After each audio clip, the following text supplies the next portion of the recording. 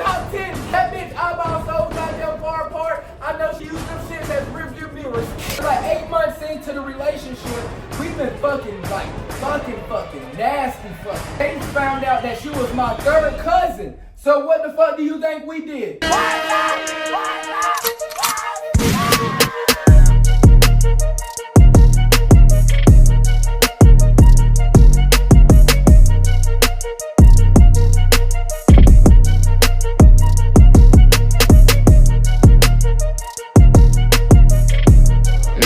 Papi is hot commodity.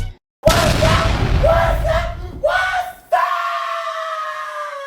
You back with America's biggest hater. So this is gonna be a very fun but hateful motherfucking episode because they say fat bitches need love too. Dave Blunt's is goddamn begging for his goddamn girlfriend back when he needs to be begging for a goddamn diet. We gonna goddamn rank some WNBA stars. We not gonna rank them by the skill sets, but more of their assets. You know what I'm saying? Then Clemson just run the motherfucking Carolinas. I think they just beat Duke. I think they just beat North Carolina. We might just be the most misunderstood basketball squad of all time. God damn.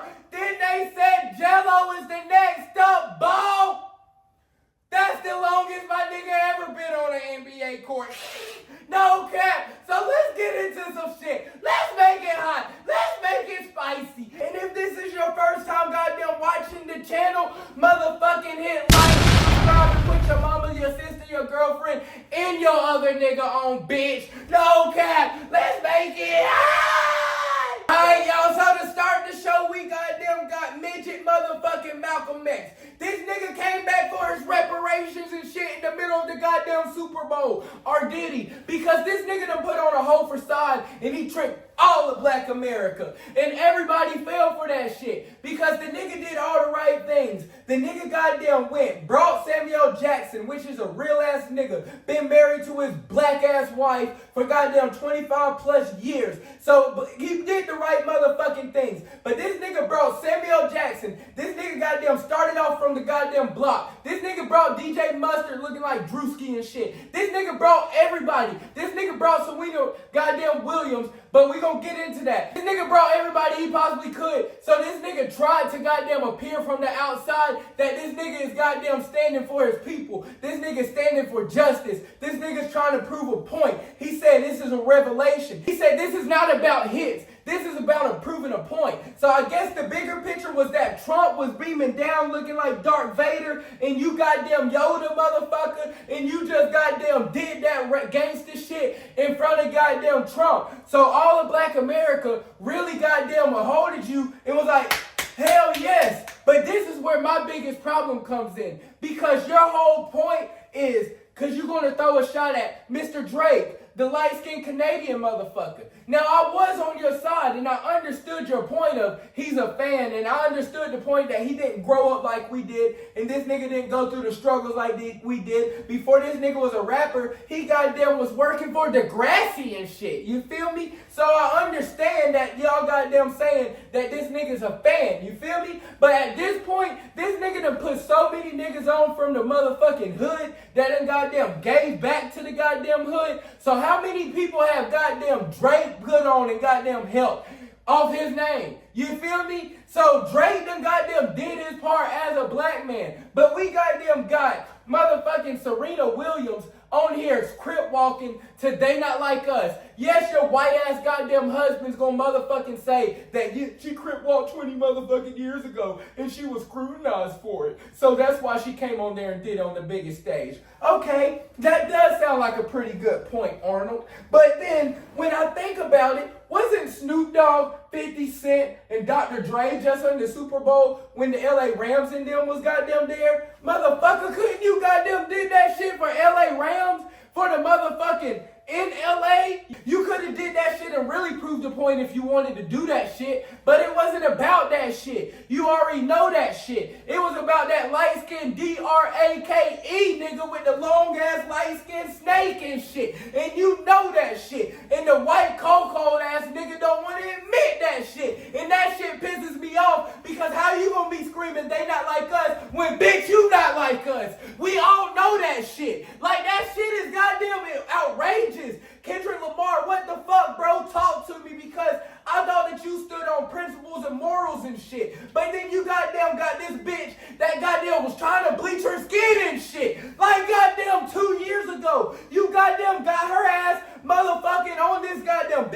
stage of all time of your career and shit. Now this is the biggest year of your time, and you goddamn gonna go and poke fun at Drake and shit. Now Drake has been like this, just like barely alive, looking up, and you just tried to do the last knockout punch and end this shit. But Drake goddamn coming back because he's making love to the babies and shit with PXD and shit. So he goddamn got an album coming out and that shit hitting and shit. But goddamn, y'all dissing on my nigga Drake when Drake done did so much shit for the goddamn communities. Drake done did so. Yes, this nigga's from Canada. No, this nigga's not even American. Yes, this nigga goddamn tries to be black. Yes, this nigga acts feminine as fuck. But who gives a fuck? This nigga be dropping them motherfucking bangers, bro. I'm still gonna listen to Marvin's Room when I'm goddamn in my feelings. I'm just saying you can do better. Hold up, bitch.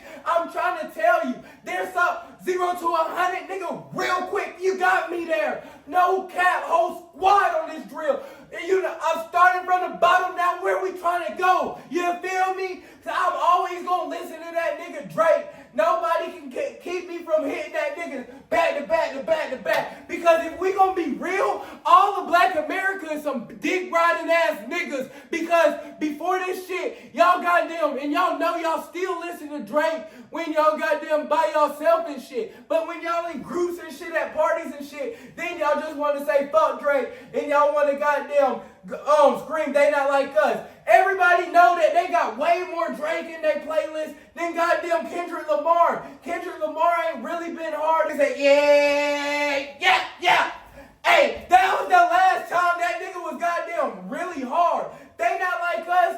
He goddamn like that's a hard song, don't get me wrong. Like, if you really listen to it, this nigga's preaching, this nigga's teaching goddamn black history, this nigga goddamn is dissing Drake's ass, this nigga's dissing the whole, like, everybody, you feel me? So, like, that goddamn song, if you listen to it, that really is a goddamn classic. Like, I can't cap, and it always make you want to dance. So, that nigga did the right thing, because it's just, that's, Cali culture. He's goddamn rapping like a Cali nigga, you feel me? But that nigga goddamn Kendrick Lamar, yes, lyrically, that nigga's like a Nas, you feel me? That nigga goddamn can put any fucking thing together lyrically. But if we talking about hit for hit, verses for verses, Kendrick Lamar cannot fuck with Drake, bro.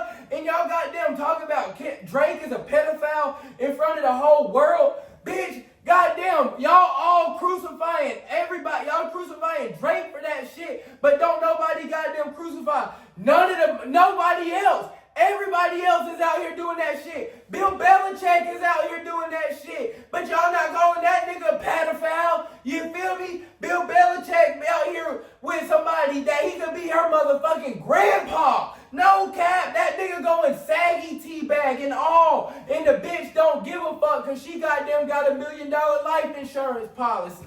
But this shit is getting outrageous because Drake done put so many niggas on from the hood. From goddamn Block Boy JB. From everybody. This nigga did so many features. This nigga don't even charge a motherfucking dime, bro. This nigga just want to put that nigga on. And that nigga want to goddamn just, he lets that nigga drop the shit on his album too. That nigga don't even give a fuck about keeping the song. That nigga from the Migos, from all these niggas. And ain't nobody goddamn speaking up for goddamn Drake other than Boosie. And Boosie before this wasn't even worthy to even get a Drake motherfucking feature. You see, it ain't never your motherfucking friends that say they your motherfucking friends. Cause everyone shit hit the goddamn fan, goddamn everybody gonna disappear. You feel me? So whenever you at your highest, you goddamn gonna have everybody who say they gonna rock with you. But whenever you at your lowest, that's when you gonna see who really fuck with you. Cause you gonna have 1 million people at your highest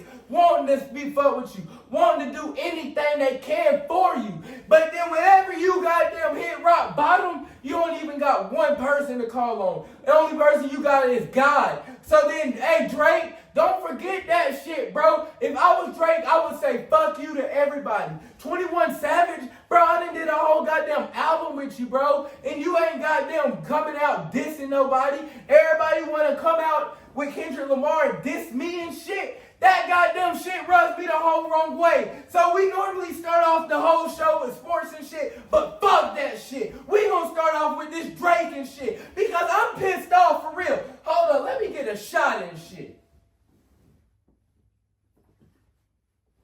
Back to the Drake. So Drake versus DeMar DeRozan, that's another motherfucking prime example of goddamn everybody want to be buddy-buddy, but until goddamn shit hits the fan. Because Drake has a goddamn right to goddamn throw DeMar goddamn DeRozan's goddamn jersey on the ground. Because you want to know why? DeMar DeRozan's goddamn from Compton, bro. You don't know shit about Canada. You don't know shit about them goddamn Canadians in that goddamn winter. But goddamn, soon as you got up there, who goddamn welcomed you in open arms?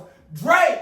I bet you that Jewish nigga put you on with all them Jewish plugs and goddamn made you a whole lot of money in goddamn Canada. I bet you before you was beefing with this nigga, you still could go back and get some money on because they still loved your ass. But then you fucked it up, bro, because now I get this nigga's from your hometown and shit. So it's kind of like if you don't rock with Kendrick Lamar, it's like you going against Obama right now. But fuck that shit. Because Kendrick Lamar's using puns that he goddamn laughing about. Goddamn, you want to goddamn go on there, Serena Williams, and you don't even understand that you being used as a pun, bitch.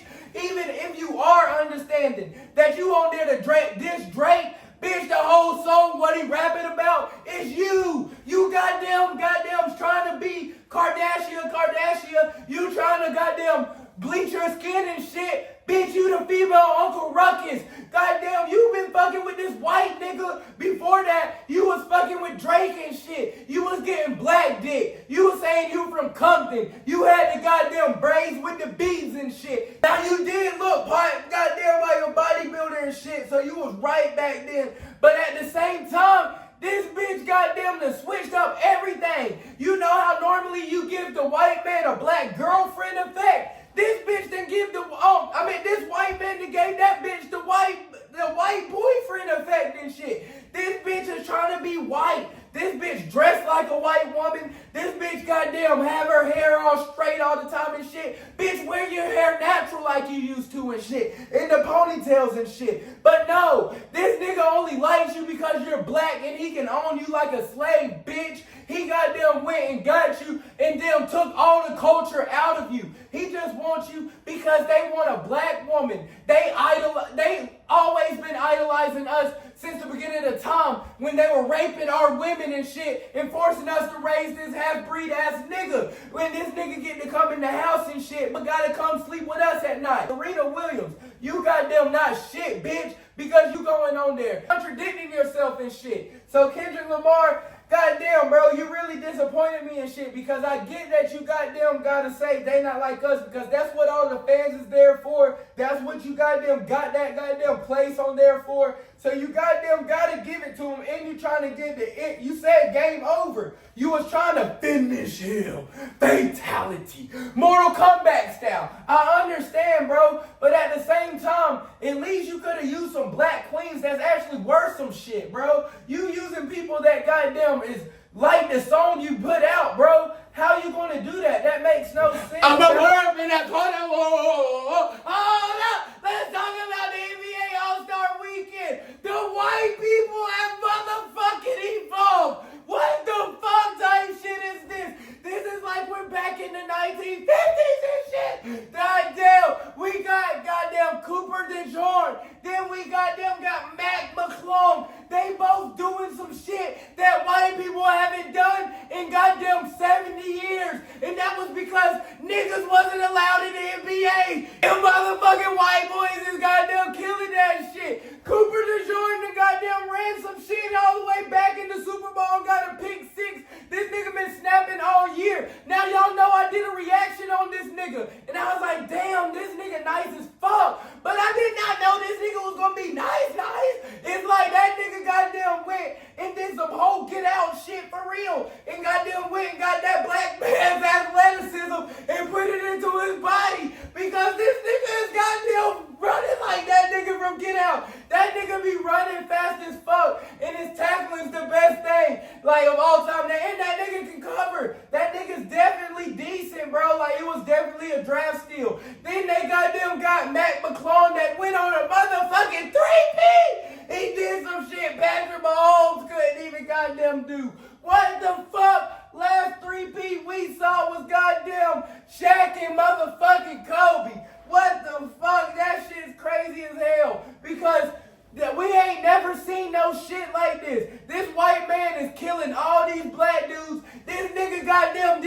Blake Griffin shit times 11. He made Blake Griffin look like a bitch, bro. Now, I remember when that shit happened back in 2011 and shit. They goddamn thought that Blake Griffin goddamn blew up the internet before it was a goddamn internet. Blake Griffin jumped over the hood of the motherfucking car. And I remember I slept early that night and missed the motherfucking dunk contest. And then they goddamn said at school the next day, oh my God, Blake Griffin jumped over a car. Blake Griffin jumped over a car. And that was all that was on goddamn Sports Center. Blake Griffin jumped over a car. And so then I go home and I'm like, where's my Blake Griffin jumped over a car? I put that bitch on and that nigga jumped over the motherfucking hood. I said, this ain't the motherfucking car. But the way the NBA hyped that shit up, because at the time they were trying to get a Kia deal or something like that, or they just got that motherfucker. So it was something big as far as over Blake Griffin. So when he did that shit, they wanted that shit to be known everywhere. That nigga goddamn got posted on every billboard, every commercial. Niggas' jersey sales went up, shoe sales went up. Niggas only wear motherfucking retros. But at the time, niggas would buy a couple Blake Griffins, you know what I'm saying? Because the nigga jumped over the car. But then Matt McClung actually jumped over that motherfucker clean like this. Woo! Like that, bro. Goddamn clean that motherfucker. I said, what the fuck type white shit is this? That nigga goddamn did some old Clark Kent Superman shit for real. Oh my God, my goddamn mind was blown. That was definitely my most favorite part of the whole NBA goddamn All-Star weekend. Gelo, somebody goddamn take that nigga off the goddamn court. That nigga goddamn got no type of performance because this nigga was not even meant to be a rapper, bro. Goddamn niggas. Lonzo wrote this nigga's whole first hit, bro. No cap. This nigga's second song. This nigga stole NBA Youngboy's whole motherfucking producer. What the fuck? NBA Youngboy's whole motherfucking beat. This nigga got an NBA Youngboy whole motherfucking flow. This nigga goddamn wanna be NBA Youngboy for real. This nigga had NBA dreams, never could make it. So I gotta be a Youngboy. Hey, this nigga goddamn, I don't know what the fuck's wrong with this nigga. This nigga can't rap and he done fooled all y'all niggas. Cause soon as Lonzo stops ghostwriting for this nigga, or soon as something happens to Lonzo and he's too busy, that nigga's gonna sound like Lil Baby after the Gunna beef. Hey, cause once Gunna stop ghostwriting for Lil Baby, say twin. That shit is ass, bruh. Say twin. You know what I'm saying? I ain't even gonna cap. Gelo, you done fooled everybody, bro. We can tell you I ain't meant to be out there, bro. That nigga got no stage presence. That nigga just goes through that, I was worried in that corner, whoa. That's the only part of the whole song I know. After that part, I didn't even know what the fuck was next. I said, damn, I didn't even know it was a song after that. And then as soon as I was swerving in that corner, whoa. That shit goddamn hit, I ain't gonna cap. I heard something that sounded kind of similar though back in the day. I think that nigga might have did some Rod Wave shit, you know what I'm saying? But, hey, definitely on this next song, you listen to that shit. Listen to that shit. I don't know if I can play this shit because of copyrights, but listen to that shit because that goddamn nigga stole NBA Youngboy's whole motherfucking flow, whole motherfucking beat, whole motherfucking producer, engineer. That nigga goddamn wanna be NBA Youngboy since NBA Youngboy's locked up. Well, I got it. I guess y'all got it. G League Youngboy. Oh, man. This nigga wanna be NBA Youngboy so bad. That nigga's more like G League Youngboy. No cap. Ugly ass nigga. This nigga goddamn got 2 motherfucking girlfriends, bro. Bad bitches, though. I can't even cap. You gotta call a spade a spade. Now, I'm the #1 hater in America, but I gotta give you some goddamn claps for that shit because I definitely wanna clap that shit. Hey, goddamn, his goddamn baby mama, where you at, though? Because I know you feeling lonely, shawty. Because they goddamn, she said that this nigga that's working in that corner, whoa. He goddamn burnt that goddamn corner, bit that bitch, and goddamn started cracking a new baddie. Now, if this nigga really player, he'll goddamn finesse it to have both their ass in goddamn PJs and shit. Like D-Rose and shit. No cap. If that nigga really player, he'll have 2 girlfriends and shit. And they'll both be each other's girlfriends and shit. You feel me? But I don't think that nigga, that player, that nigga light skin, he gets too much attraction and shit. He gets too attracted to bitches. So then he can't have 2 bitches because he don't know how to spread the love. He gonna love one more than the other. And then bitches can't stand that shit because they gonna pick up on that shit. So that nigga can't probably have 2 bitches. But that nigga's new bitch, bad as fuck. That nigga done left his whole family. Fuck it! That nigga done got a hit and left his whole family. I don't even blame you, bro. That nigga got a hit and got a baddie. That nigga said this the goddamn first little groupie I done hit. Now if you smart, bro, you just gonna smash her. Cause she didn't want your ass before you swerved and been that corner, you feel me? When you was trying to goddamn even go to Lithuania and them niggas ain't want you. You feel me? So you might goddamn want to go back to your family because your baby mama's always going to be your home. So, bitch, don't get too comfortable because that nigga always going to go back to his baby mama. You just fun for right now. But if you a smart nigga, I would have definitely kept my shit over there. And I got some new shit over here. And I'm fucking the shit out my new girlfriend. And I got my wife. But then I'm eventually going to make us one big old happy family. It's all right. But I don't think that nigga that player. But then Adam Silver then goddamn went and tried to change the whole NBA All-Star game. Now, I fucks with that part because it did make them niggas play harder because them goddamn rising stars, them niggas wanted to play in the final game. And I ain't mad at you because half of y'all niggas wasn't even on a real team and shit. So they like, this is the most goddamn TV time we done got in our whole NBA career. So I don't blame you, nigga. Go goddamn beat them niggas. Them niggas want to lollygag and shit, beat them. So then it made them niggas have to try hard too. So I fought that shit. It was good competition. Adam Silver, you thinking only, you thinking smart, you thinking smart. And then I like how you had Shaq and them goddamn have the teams and shit and they still got to broadcast the games. Even though they were sore losers, getting this little sexy ass. Goddamn, bitch, I want to goddamn climb that beanstalk. And I'm trying to use my jackhammer. No cap. But Candace Parker lost. I'm sorry, babe. But then, goddamn, Kenny, you know that nigga's knees always gonna be touching and shit. So you know that nigga was doomed to lose. But hey, guess what Adam Silver done said? Adam Silver said that we might get a 1v1 tournament next year for $1 million prize. Now, $1 million? You know what them NBA players gonna do with that shit. They're gonna get a whole lot of coke, bitches, or goddamn clothes and dripping shit, and cars. So them niggas already got that $1 million already paid for. So that might have been why Cam Reddish dropped that goddamn shit of him killing the whole Lakers squad 1v1. Because it's difference between 1v1 and a goddamn 5-on-5.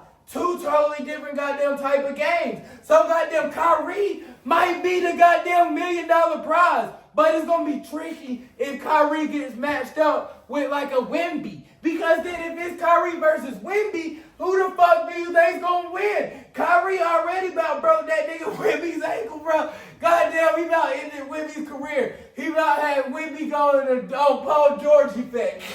No cap. Wemby goddamn tweaked that motherfucker. Wemby said, oh hell no. It's only an exhibition game. Let me goddamn go kind of goddamn stomp on this nigga. That nigga Kyrie goddamn was coming for some motherfucking vengeance, bro. So I think, who the fuck do y'all even think was going to win? Who the fuck do y'all got? Because my top picks was Paul George. But Paul George goddamn is looking like motherfucking Tobias Harris and shit. So I don't know if Paul George still got it. But then, I definitely got Kyrie. I got Kyrie going top 5. And then you definitely got Luka. Luka definitely probably could be a good one-on-one player. Because that nigga's so fundamentally sound that I think that nigga's a 3-level scorer and that nigga could back down to anybody. That nigga, but the problem is playing defense. That nigga might not be able to guard everybody. Now for big man, I definitely like AD,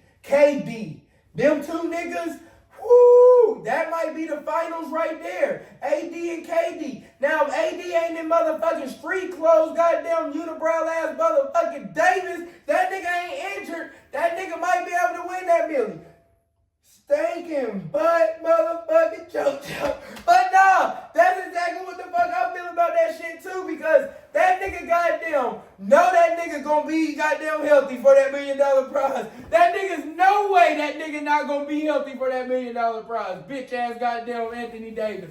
But then I definitely got Anthony Davis, KD, I got Kyrie. Jason Tatum, light-skinned ass, ain't good enough, bro. He's too much of an organized basketball player. You feel me? Like, I give you a prime example. I give y'all a prime example. So we got the two different type of players right here. You feel me? And they're on the same damn team, that's why I kind of love that shit. Because we got the Jason Tatum type of nigga that you can tell that always played organized basketball. Now, growing up, it was this nigga named AJ Oliver. Now, this nigga went to go play Clemson basketball. Then he went to go play at Old Dominion. So the nigga was like, all right, you feel me? But the nigga goddamn always played organized basketball. So you could tell that the nigga was damn nice as fuck because the nigga was like 6'5", tall, lanky, but the nigga was a three-way scorer. That's all the nigga did. Had a green light. The nigga shot like 100 times a game. I ain't gonna cap. AJ passed the ball was our favorite goddamn 3 words, bro. Because that nigga was like Kobe before the Mamba effect was goddamn cool and shit. I can't even cap. That nigga would shoot with 5 niggas on him. Don't give a fuck. But then that nigga goddamn shooting like this from the goddamn half-court line and shit. Bro, while we were in high school, I'll never forget that shit. And that was back in like 2016 and shit. And that was before like Steph made that shit cool and shit, like 2015, 2014. That was before niggas was taking threes and shit. We still had goddamn Jahlil Okafor and shit, goddamn being a 5-star recruit. So that's how you know NBA times ain't changing shit. So, goddamn, then we had across the waters, goddamn this nigga named Zay. Ooh. Now this nigga named Zay was this light-skinned LaMelo Ball looking ass nigga. Now this nigga had straight like white boy hair, but goddamn was LaMelo Ball's complexion. He was mixed and shit. But the nigga was so fucking cool. I ain't gonna cap. I wasn't even in high school, I don't think at the time. I was in like 8th grade when these niggas was seniors, bro. And they were battling it out. Cause now Zay was from the motherfucking hood. Zay ain't never goddamn played no fucking organized basketball. Into high school and middle school and shit. But you can tell that nigga learned all his fundamentals and shit on the goddamn block, on the goddamn playground. That nigga goddamn a street baller, you feel me? That nigga goddamn going, dunking, and goddamn going between niggas' legs, and he goddamn shooting and shit. So that nigga played more like a LaMelo Ball type of style. I swear to God. Before LaMelo Ball was like popping, this shit was like this was when we were young as fuck. Like, I was in 8th grade. This was before LaMelo Ball was even popping, bro. This nigga played like LaMelo Ball, but the nigga wasn't tall like LaMelo Ball. That nigga was only like 6'2". But the nigga was 6'2", but could get up there to dunk. The nigga goddamn pure ass point guard. Had the whole team. He had Braden Galloway, TikTok famous ass nigga. He had his brother Brevin Galloway. He had all them niggas. He was they point guard, bro. That nigga was cold as fuck. Goddamn, but him and AJ, every time they goddamn would battle, AJ, you can tell that nigga going through plays and shit. As soon as he catch the ball, he's goddamn shooting. He looks so fundamentally sound. Zay goddamn like this. Cool ass nigga, you feel me?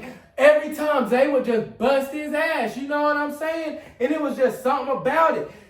That's just like Jason Tatum. Jason Tatum is one of them type of AJ type niggas. Jaylen Brown is one of them type of Zay type niggas. You feel me? That nigga goddamn Jaylen Brown's a nerd though. That nigga smart as fuck, but that nigga play like he from the hood. You know what I'm saying? Like a Debo type nigga, swole as fuck. Goddamn be going to the lane, a slasher, but I can also shoot and make a 3 every now and then, a contested 3. So then Jaylen Brown also is nice. So Jaylen Brown versus JT, I got Jaylen Brown every motherfucking time. JT's not a one-on-one type scorer. So then even if you thinking about Zion is not a one-on-one type player. That nigga, yeah, you gonna be strong as fuck. But when these niggas cross your big ass up and shoot too many threes, how the fuck you gonna keep up? You can't goddamn shoot them damn threes. Only thing you can do is dunk on niggas. Big booty Zion. Don't care. But then, So if I got my top three, who do I think my three finalists definitely would be? I think AD because offense and defensively, AD can guard 1 through 5. AD can definitely go from the perimeter on down, and AD can shoot from the perimeter on down. He can score. So I definitely don't see why AD can't score with the best of them. Then I got KD, because KD's the best pure scorer of all time. And that nigga's already 7 foot. So that nigga goddamn can play some defense just off the length alone. Then I definitely got Kyrie. And I think that's going to be everybody's fan favorite because Kyrie is Uncle Drew. You feel me? That's the one-on-one legend. That nigga's like kind of like AI. I wish they had this shit because who the fuck do y'all think would have won that shit? Now, if they would have had $1 million goddamn prize and they had Allen motherfucking Iverson versus goddamn Kyrie Irving, let me light my blood up to this while I think of who I got. Because this is a tough one. I got all these crackhead lighters and shit. Goddamn motherfucker. Got another crackhead lighter. Smoke a lot of crack. Kyrie versus AI. I definitely got Kyrie. Because the game has evolved. Now AI is so quick that nigga's gonna goddamn, Kyrie's not gonna be able to guard that nigga, just like that nigga's not gonna be able to guard Kyrie, but Kyrie's a little more bigger than AI. Kyrie's a little more polished than AI. Kyrie's gonna goddamn tempo you so he can go fast, but that nigga also gonna stop on the break of a dime. That nigga's also gonna slow it at slow motion. That nigga gonna speed it up. You feel me? That nigga gonna do some freaky shit. So that nigga gonna really so I really definitely got Uncle Drew because he also can post up AI. And I feel like there ain't nothing that AI can do once Uncle Drew posts his ass up because he's way bigger than him. But AI would be one tough of a motherfucking cover. Do you got Curry or motherfucking AI? I got motherfucking AI over Curry because at that point I got right here, that motherfucking heart. You know what I'm saying? That motherfucking heart right there alone I got because AI gonna goddamn, he's relentless. He gonna go at Curry over and over and over and over again. To that little light-skinned motherfucker wanna curl up into a ball. So then that nigga he gonna make him look like Jordan Poole and shit.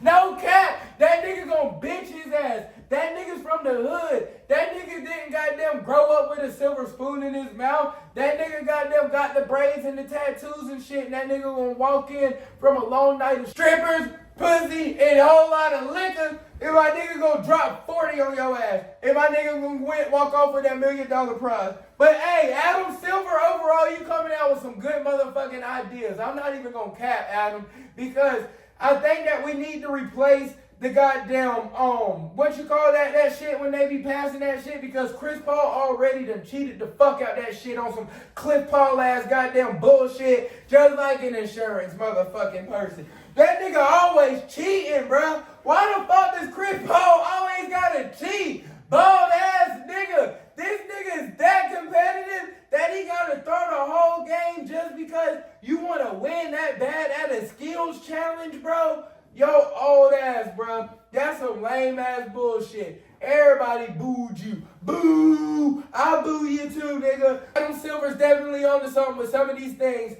Definitely implement that 1v1 for next year. The All-Star game was more exciting. I ain't gonna cap. I hate that LeBron didn't even play. Like, the nigga told us last minute, but fuck it. Because wasn't nobody else gonna come in and be half as exciting as that nigga was gonna be anyway. You feel me? I'm LeBron motherfucking Go James, bitch. If I goddamn want to tell y'all last minute, I can. Motherfucker, if I don't want to tell y'all at all, I don't even have to, nigga. What the fuck? I'm a billionaire. I can retire right now and be straight for life. You feel me? I'm doing y'all a favor. The NBA has got a whole lot of money off my back for 20 plus years. And I only got $1 billion. They done made ain't no telling how much money off of me. So, hey, let me do me for once. You feel me? My niggas on his last 2 years. You know when niggas on their last few years of a job when they stop giving a fuck? Hey, that's how you know LeBron's about to retire soon. That nigga don't give a fuck no more. That nigga got goddamn Bronny coming up. So let's get into that shit. Hold up. The Bronny motherfucking chance. Hold up. I told y'all niggas that it didn't matter what draft pick that nigga was drafted in. As long as this nigga plays better than the niggas that was drafted behind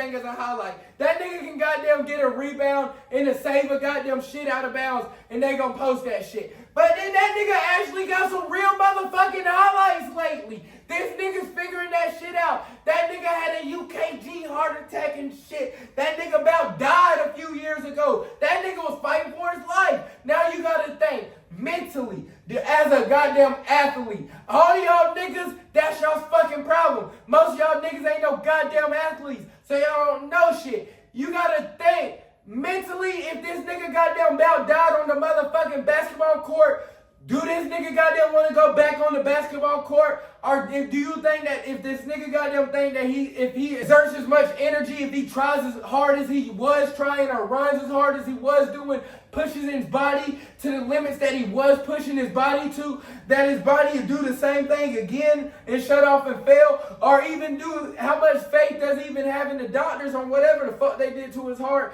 Goddamn gonna hold up and shit. You feel me? How do you know that nigga shit not going through that? But once that nigga goddamn start being like, okay, I'm getting confident into my body, then I'm getting into shape. You feel me? Because now I goddamn can push my body. I'm getting used to it. Now I'm trying shit. Because now I'm like, okay, the game is slowing the fuck down. Because at first, it was moving so fast, I didn't know what the fuck I was looking at. We all saw Wemby when Wemby first came out there. Wemby got dunked on by that ugly ass nigga Jackson, you feel me? But then, once Wemby figured that shit out, that nigga turkey rapped goddamn Giannis and goddamn nut slam goddamn Brook Lopez. And that nigga teabagged him and put his nuts in his face like Shaq and pushed his ass off. Once he started figuring that shit out and the game started slowing down, that nigga like, oh shit, that nigga coming right here. And that nigga's like this. Okay. Cause I seen that shit coming before it even came. I understand it now. I'm watching so much film. I'm understanding how to be a pro. Cause that nigga only played 1 year of college basketball and that nigga's coming off of that heart shit. So they got them not even pushing him that much. And so he's not even playing, and then his confidence level. I can tell y'all as an athlete about a nigga's confidence. Because when your confidence is shot, you can't do shit. Because when I'm coming, I'll tell y'all just like this. When I went in for college, I told y'all I came in unprepared and shit. Had bitches pregnant, fucking all summer. Came in unprepared. So then I go in, failed my goddamn conditioning test, out of shape. So then I goddamn have to work my way up in shape. The second year I come back, 25 pounds better, muscle, chisel. I goddamn walk in, Coach Walker, our head coach, literally, he looked at me, he said, damn, Addison. He said, you look like you put on some weight, huh? I said, hell yeah. That nigga don't never say shit to me, you feel me? So that alone, because that nigga was one of them military drill sergeant Bill Belichick ass niggas, you feel me? So that nigga saying shit to me like that alone was like, okay, I done got the head coach's attention, nigga. Yo, so when I come to practice, you gonna see me and y'all gonna feel me. So I got them snapping. I got them catching picks. I'm doing a whole lot of shit. Coach is getting on to me though, because coach is like, 1 minute, you got them playing fast as fuck. The next minute, you got them, I don't understand. And it's like, because coach, I don't know what the fuck I'm doing. College plays is so motherfucking difficult that once we got them checking the razor, it's 10 other motherfucking checks on top of that, and I don't know what the fuck I got to do. So then I'm looking around like this, where the fuck I go? Where the fuck I go? What I got? What I got? What I got? And then my goddamn corner over there looking at me, that nigga, he might even want my position. You feel me? That nigga mad as fuck that I come in and I'm goddamn, because I come in, I was gray shirt my first year. First year I couldn't do shit but watch. So everybody goddamn just thought that I'm just a spectating ass nigga. So when I come in, I go second string, boom, right off the bat. So then these niggas like, oh no, we not trying to get these niggas to start, you feel me? So then these niggas might not even tell you to motherfucking play. So then they might be like, oh no, and they know the whole fucking time. And so you look dumb as fuck. So then you got them out there not playing fast and not playing off your instincts and shit because you don't know what the fuck you doing. So that's what the fuck I was doing. So coach would cuss my ass out and shit. And so I got them cuss his ass back out too. Sorry, Coach Jackson. Sorry to this day. I really am. But like, I used to get upset because I didn't know what the fuck to do, but I didn't want to tell his ass that because that nigga was gonna goddamn be like, why the fuck am I not studying the playbook and shit? But I ain't never had nobody instill to me that shit. But now Bronny's starting to figure that shit out. Now Bronny goddamn was figuring out what to do. Game is slowing down tremendously for this nigga. That nigga can read shit now. That nigga's making plays. That nigga's like, he's always been an impact player because he's never been a quote-unquote scorer. But that nigga's starting to score. And that nigga's doing some mean-ass fillets and mean-ass putbacks showing his athleticism. But who we need to be motherfucking scared of? Who we need to be motherfucking scared of is motherfucking Bryce motherfucking James. I've been telling niggas for years that that's going to be the one, not the two. I know that's the youngest, but that's going to be the little big brother. Mark my motherfucking words, bro. Bryce motherfucking James is going to be that nigga because that's the ugly one. That's the ugly twin. You know what I'm saying? Bronny got all the Savannah traits. That's the good-looking, handsome little nigga. That's the short one. He's light-skinned, got the curls and shit, got the little goofy-ass smile. Now it's cute on your mom. But then on that nigga, that shit make you look motherfucking soft all the time. That's why them niggas be wanting to attack you and shit on the court, nigga. You look too fucking nice. But then, that nigga goddamn look like Savannah. He took all her motherfucking traits. But then we got Bryce. Bryce, goddamn, he's 6'3" already, 6'4", 6'5", 6'6". He might even be 6'7". My nigga showing that he's a three-way scorer already in the high school level, doing fadies and shit, which is stuff that people can't even do till college. So my niggas playing very advanced, but Bryce, goddamn, is the one that got all the athleticism, got all the bounce, got all... He's ugly. He wears fucking goggles. He got the mini fucking fro. That's gonna be the one. You feel me? That's gonna be the one. Mark my motherfucking words. 2032 is gonna be Bryce James versus goddamn Wembanyama. Now it might even be on some crazy shit like Bryce versus Bryce and Bronny on the same squad, because Bronny might gonna be developing to a good solid 18 points per game ass type nigga on the high end, like a Drew Holiday, which is actually starting to look pretty solid. You feel me? Because if this nigga can just get some time, and that's one thing that we starting to lack as a whole group of people, is patience. You feel me? We gotta be patient. It's called delayed gratification. So then whenever that nigga goddamn prosper and spring and sprout, that nigga's gonna be a late bloomer. I can already tell, because on the midway of the season, he's starting to do just like I'm not comparing him to Wemby, but he's starting to actually play well, you know what I'm saying? And actually be a solid rotational piece. But then Bryce, when that nigga gets 21, that nigga's gonna be just like LeBron, bro. Mark my motherfucking words. Ain't nobody been talking about this nigga because Bronny's been the first James and everybody's been excited to get a James. But I've been trying to tell everybody, wait on the youngin'. The youngin', that's what they say, darker the berry, sweeter the juice. That nigga's gonna come like sweetness. So while we still on the topic of the goddamn NBA, that nigga John 40 done called out goddamn Zach LaVine, done called out Aaron Gordon ugly ass. Goddamn. So that's a goddamn dream motherfucking NBA dunk contest. Now I ain't even gonna cap. That's a dream ass NBA dunk contest. Now put Zion big booty ass in there and we might be able to talk about something, because I don't know who would win that motherfucker. It's just who coming with enough motherfucking pressure, because at this point it seems like Ja's coming to compete, you feel me? And I done seen some behind the back clips of Ja doing that shit like at practice and shit. That nigga be doing some crazy ass shit, bro. Like that nigga be doing some shit that we ain't never seen, bro. So I know that Ja coming with some airtime that we ain't seen since Vince Carter, bro. But it's gonna be graceful at the same time and powerful. Like, that's like if D Rose would have, but now I think if D Rose would have entered himself in there, D Rose would come in last place. I'm not even gonna cap. D Rose can't fuck with goddamn Zach LaVine. D Rose can't fuck with goddamn Aaron Gordon. Or D Rose can't fuck with goddamn John Morant when it comes to goddamn NBA dunk contest, because power alone, like tomahawk dunks and shit, is just not gonna get past that from half fucking court. Like, that nigga gonna do some crazy ass shit, bro. No, for real. Now, that shit nigga went from, like, in between his legs from the free throw line last time and still lost. Like, imagine saying that shit with a straight motherfucking face. I'ma do it. Hold up. Zach LaVine dunked in between his goddamn legs from the free throw line and motherfucking lost.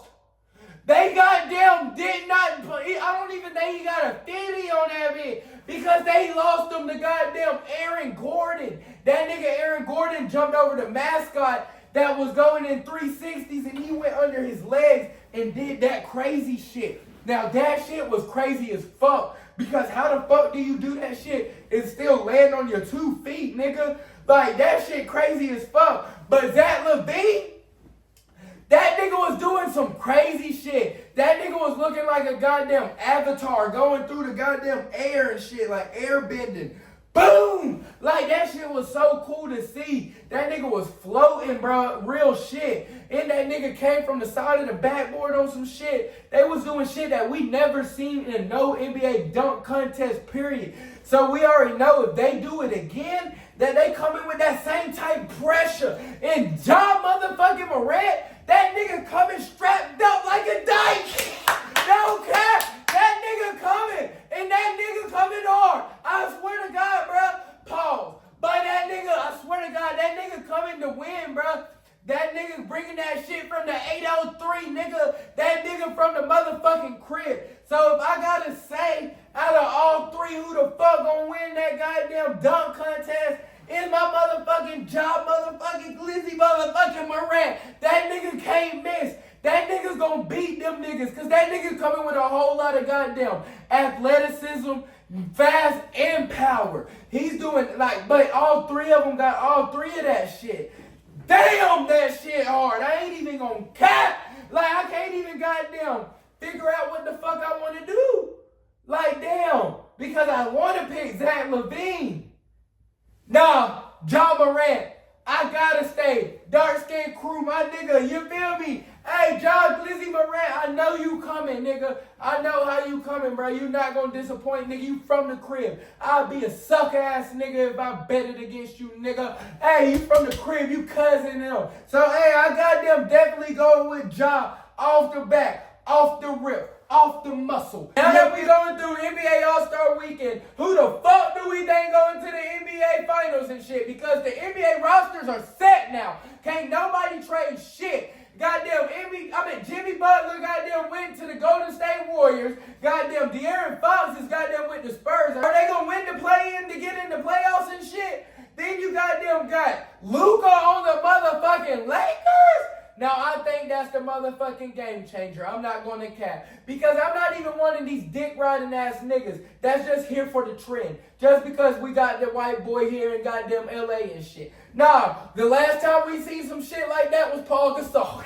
You know what I'm saying? We need Luka's ass. We need Luka's ass. But, goddamn, the Rockets, they goddamn young as fuck. This is the Rockets' first time being here. They're just like the Thunder was last year. The Thunder wouldn't have been able to fuck with the Lakers. None of these young teams fuck with LeBron James in a 7-game series. Don't nobody, and that's the top 1, 2, 4. That's the top 3 out of the 4 seeds are young teams. Now the Denver Nuggets is the outlier. And that has been LeBron's kryptonite his whole Lakers career. This nigga, only time he could beat them and shit was in the bubble. And I think that's because nobody was in that motherfucker. You know what I'm saying? But them motherfucking Nuggets, they ain't got an answer for Luka. You feel me? Let me see. ChatGPT. I'm about to ask Siri and shit. What's Luka's points per game average against the Denver Nuggets? Against the Denver Nuggets, Luka averages 27 points per game. Now let's go right here and let's look up. Hey Siri, what's Anthony Davis points per game average against the Denver Nuggets? 23 points per game. Every time Anthony Davis, we go to motherfucking Colorado and shit, Anthony Davis goddamn want to be injured or this nigga don't want to show the now. He can never help LeBron's load come off because that's one thing about Luka is Luka can actually take over a game for 4 motherfucking quarters. And he also can distribute and make everybody also better. So when LeBron James comes off of the goddamn court, Luka, goddamn, we can at least sustain point for point and still be in the lead. We're not going to give these big-ass leads up and shit. But then now, we can actually go against the goddamn Denver Nuggets. We got some motherfucking firepower. We got some motherfucking firepower to help LeBron James. This is exactly how LeBron James is going to go out, bro. I swear to God. LeBron James is going to go win the NBA championship this motherfucking year. Then this nigga's going to retire. Then this nigga's going to go and start goddamn owning the motherfucking Lakers and shit. And then Bryce and Bronny going to play on the same motherfucking team and shit. Why? Mark my motherfucking words, bro. Because this shit's crazy as fuck. He's gonna do what what LeVar Ball always wanted to do, but this nigga actually got the funds and resources and shit. LeVar Ball was doing that shit straight out the gutter. You know what I'm saying? Out the trunk and shit at first. So LeBron's a $1 billion nigga already. So LeBron can make anything possible. This nigga's gonna goddamn win the championship. Cause all these teams that's the best teams in the Western Conference Finals, Dylan Brooks cannot fucking guard LeBron James in a 7 games motherfucking series. Dylan Brooks gonna try all that motherfucking bullshit ass antics, and LeBron James is just gonna embarrass his ass like always. So then you got Golden State trying to make a late push for things, but then this year's not gonna be your year. Next year might be your year for you old ass niggas. Then y'all niggas can retire. And goddamn, then you can try to coach the Golden State Warriors, you angry fuck. Hell no. Goddamn, Draymond. What the fuck? Goddamn, you gotta go to anger management first and shit, nigga. Because you're gonna be trying to choke out the refs and shit. Then fuck around and try to choke out the owner if that nigga say you can't draft a player and shit. Then they gonna fire your ass and you gonna be an scapegoat and shit. Mark my motherfucking words. Because Draymond got too much of an anger problem. He's too outspoken. And one thing that white men fear the most is a black man that they can't control. Now, if you goddamn being the head coach of a goddamn organization, no matter if you Jerry Jones or no matter if you goddamn whoever the fuck goddamn owns the goddamn Seattle Seahawks and shit. We don't know them niggas. But if you one of them niggas and shit, it don't fucking matter because they want to be able to control the coach at their level of control of whatever their temperament is because they need somebody that they can tell what the fuck they're going to do and they're going to do that shit. Now, Draymond Green ain't going to do that shit. That nigga going to go and buck the system and try to do his own way and do his own shit. Draft his own players. Trade his own players.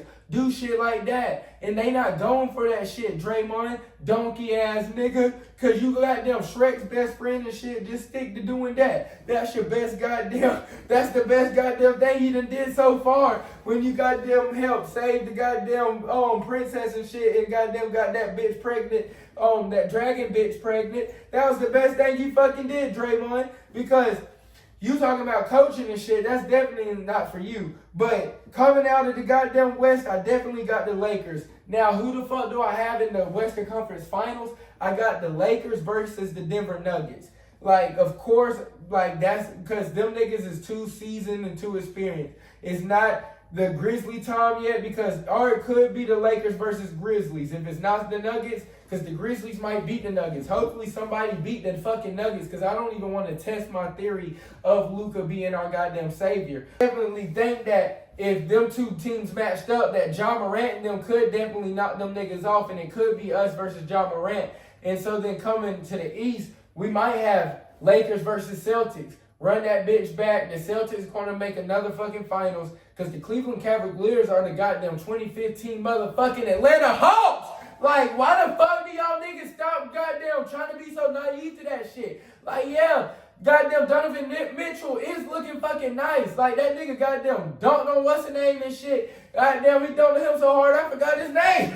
But Donovan Mitchell is looking nice as fuck. But that nigga's not good enough to beat them alone because when the stage lights get too bright, what the fuck did Jared Allen say? We was not ready. And that nigga's not going to be ready and prepared this time. Mobley is not prepared because Kristaps Porzingis going to come out and let that bitch flame. And that nigga going to come and block that shit. Like, that nigga going to be on his ass. He's not going to goddamn give Mobley no margin for error. Them Celtics is motherfucking deep. You got to play a good 7-game series each and every game. You got to be great if you the goddamn Cavaliers. The goddamn Boston Celtics can have a good game and still win. That's the biggest difference. The Boston Celtics can play good and still beat the Cavaliers. The Cavaliers can't play good and beat the Boston Celtics. They got to play fucking great and be healthy, or they not going to win. So then I definitely got the Celtics versus the Lakers in the NBA Finals. The Lakers going to win it all, and then LeBron's going to goddamn coast off this motherfucker. But then that's definitely what I'm predicting. And then we goddamn got coming Eastern Conference Finals. Who is the Celtics going to play? Because the Cleveland Cavaliers might not even make it out the second fucking round, y'all. Y'all niggas is goddamn sadly motherfucking mistaken, bro. And I'm goddamn saying that shit with my goddamn chest, bro. Darius motherfucking Garland is not good enough. Is not a good enough to get them out of the motherfucking East, bro. I'm sorry to say that, bro. Because the goddamn Celtics got a 2, a 3, a 4, a 5, and all them niggas is goddamn 5. You feel me? Hey, no cap. So I got them in Indiana Pacers, Tyrese Halliburton undressing ass. That nigga definitely not gonna do it. And so then the Milwaukee Bucks, they definitely not gonna do it. Hey, because they gonna have to fire Doc Rivers. After they fire Doc Rivers, then they might goddamn do it and go to the goddamn finals again. Because Doc Rivers, what the fuck you did to that old buddy ass nigga Griffin and shit? That shit is fucked up. Karma's gonna bite you in the ass, nigga. And so then if you don't got throat cancer for sucking enough dick already, goddamn something's gonna come fuck you up soon enough. Cause that nigga goddamn, you done did too much fuck shit behind closed doors, bro, to prosper. You done goddamn got your first one, but goddamn after that shit, you done smoked every last year, bro. No cap. So it's time to get Doc Rivers the fuck out of Dodge. Once Doc Rivers get the fuck out of Dodge, then them niggas might win a goddamn championship or compete for one. So then I definitely got Boston Celtics versus the Lakers, baby. And I got LeBron bringing that bitch home. And I got Luka being the goddamn finals MVP. Hey, y'all, so let's talk about NBA G Leaguers that deserve an NBA shot. Because we got a nigga from the goddamn crib. Now, this nigga ain't just some nigga from the goddamn crib. I done seen this little nigga goddamn prosper from when he was goddamn playing quarterback in 7U and shit to all the way to when that nigga goddamn was lit at Pitt and shit. Now that nigga averaging 27.5 points per game in the NBA G League. He's the second. Don't nobody never mention number 2. But today we gonna mention that shit, nigga, cause you from the 864. That nigga went to real motherfucking high school. That nigga was my nigga at one point in time. You feel me? That nigga know me. His brother know me. His daddy know me. His sister know me. His mama know me. They all know me, bitch. You feel me? And so then, that's really one of the niggas, you feel me? I'ma call him a long distance cuzzo and shit, cause you gotta always give credit when credit is due. Because that's the young twin and shit, you feel me? He was like the LaMelo Ball to the Lonzo effect. Because his brother goddamn Trey, that nigga was nice as fuck, don't get me wrong, that nigga was nice. Both sports, football and basketball. Then when he took basketball serious, went to Hargrave Academy and shit, and goddamn became that nigga, then that nigga went and started dunking on all type of niggas and shit. So that nigga was always hard and shit, I ain't even gonna cap. I couldn't always tell, but niggas always could tell that Bryce was gonna spring up to be tall as fuck. Now the nigga always did look long and lanky and shit, I ain't gonna cap. But then I didn't think that this nigga was gonna be putting up 27 points per game. I ain't even gonna cap in the G League. Now give my nigga back a shot. He was on the NBA, he was on the Charlotte Hornets and shit. You had that nigga in NBA jail. No cap. Don't nobody succeed in that motherfucker. Maybe put him on the Lakers. We could use a goddamn flamethrower like that, you feel me? Then that nigga might be able to get lit and shit. But I just want to see a young nigga win. I want to see a young nigga ball. It feel good to see you win, bro, because I did not think that that nigga was going to do that. Then you got Brandon Williams that's averaging 28.5 points per game. I don't know who you is.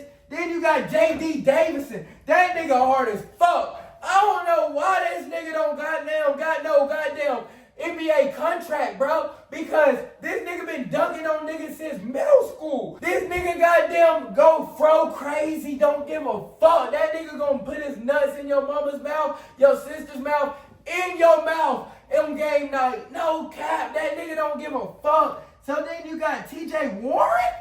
That nigga still playing in the motherfucking G League? Nigga, when are you gonna give it up? That nigga goddamn was putting up 50 points per game during COVID. Goddamn, but you goddamn been shit ever goddamn since. Goddamn, TJ Warren. What, you can't perform in front of people and shit? Nigga, you got stage fright?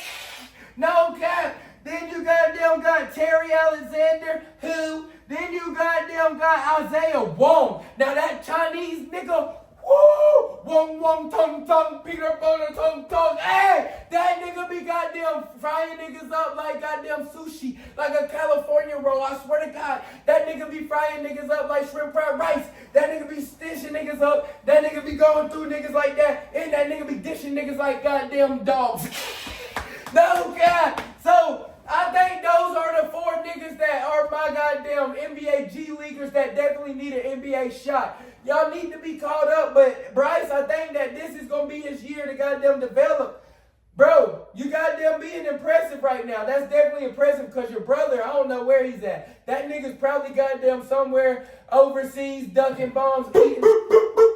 Detroit Pistons is the first top 500 in goddamn. Since when? Since 2009 and shit. God damn, that's like over 15 years or 20 years. I don't fucking know, bro. But that's been a long ass time, bro. Kay Cunningham and them niggas, Amir Ahmed Thompson, whichever one you is. Goddamn, y'all niggas is changing shit up there, bro. Y'all niggas ain't been that good since goddamn Ben Wallace and shit, you feel me? So then, hey, them niggas is goddamn excited for no reason.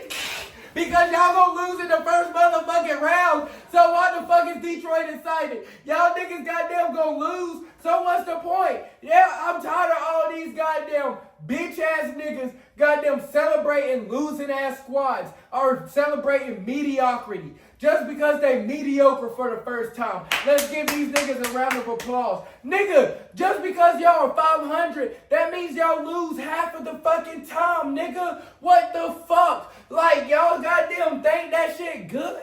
Hell no. Y'all a couple pieces away? Yes. Y'all is a better head coach away? Yes. Y'all is in better city away? Yes. But I feel you. But at the same time, the Detroit Pistons ain't nowhere to be goddamn celebrated right now. Let's celebrate them next year. You feel me? These niggas need give them maybe a mean ass goddamn. They should have goddamn got something. They should have got Jimmy Butler this year, to be honest.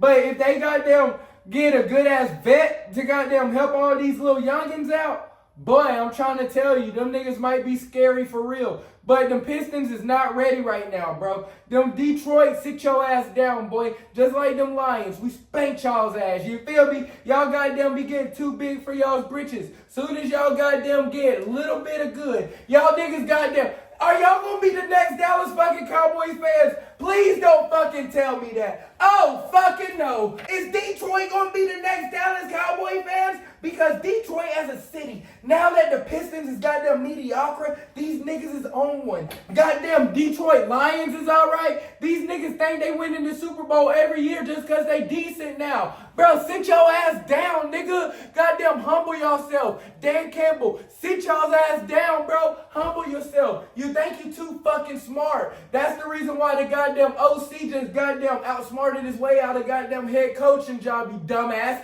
Because that nigga thought that he could run trick plays all fucking day against the Washington Commanders and goddamn beat us. Fuck no, nigga. You goddamn gotta come pressure than that. Nigga beat us old school style. This nigga goddamn be sending linemen and shit on routes. That shit disrespectful as fuck. Now that shit was cool on the Cowboys and shit, cause y'all beating them niggas by 100. But goddamn, nigga, don't you goddamn try to come out and disrespect us like that shit in a fucking playoff game. Hey, y'all niggas need to, y'all getting too big for y'all's fucking britches, Detroit. Sit the fuck down as a whole city, Detroit. Goddamn Eminem's fucking overrated. The goddamn Pistons overrated. Detroit Lions overrated. Goddamn Detroit as a city motherfucking overrated. Sit the fuck down, Detroit. Alright, y'all, so to wrap up the goddamn hardwood and shit, Clemson and goddamn beat the motherfucking Carolinas, nigga. We beat Duke and goddamn UNC Chapel Hill, nigga. Now, I'm goddamn impressed, but I'm not at the same time because we are the goddamn most misunderstood basketball squad of all fucking time. Just like how I was saying, when are we going to stop celebrating mediocrity? When the fuck are we going to stop celebrating mediocrity, Clemson basketball? Nigga, Coach Bradwell has been there for 15 motherfucking years. This nigga goddamn has a 60% win record, which is good. I'm not going to cap. We're in the ACC. So this is like we're in the SEC of the football. We're in the best conference of college basketball. Understand, Coach Bradwell. And you were going against coaches like Coach K and goddamn Coach Roy Williams and them. Them niggas is some motherfucking certified GOATs and shit, some legends. But goddamn, bro, Clemson, when the fuck are we gonna goddamn stop accepting just goddamn tournament appearances as a goddamn victory? That's not a fucking victory, bro. We need to stop accepting moral fucking victories.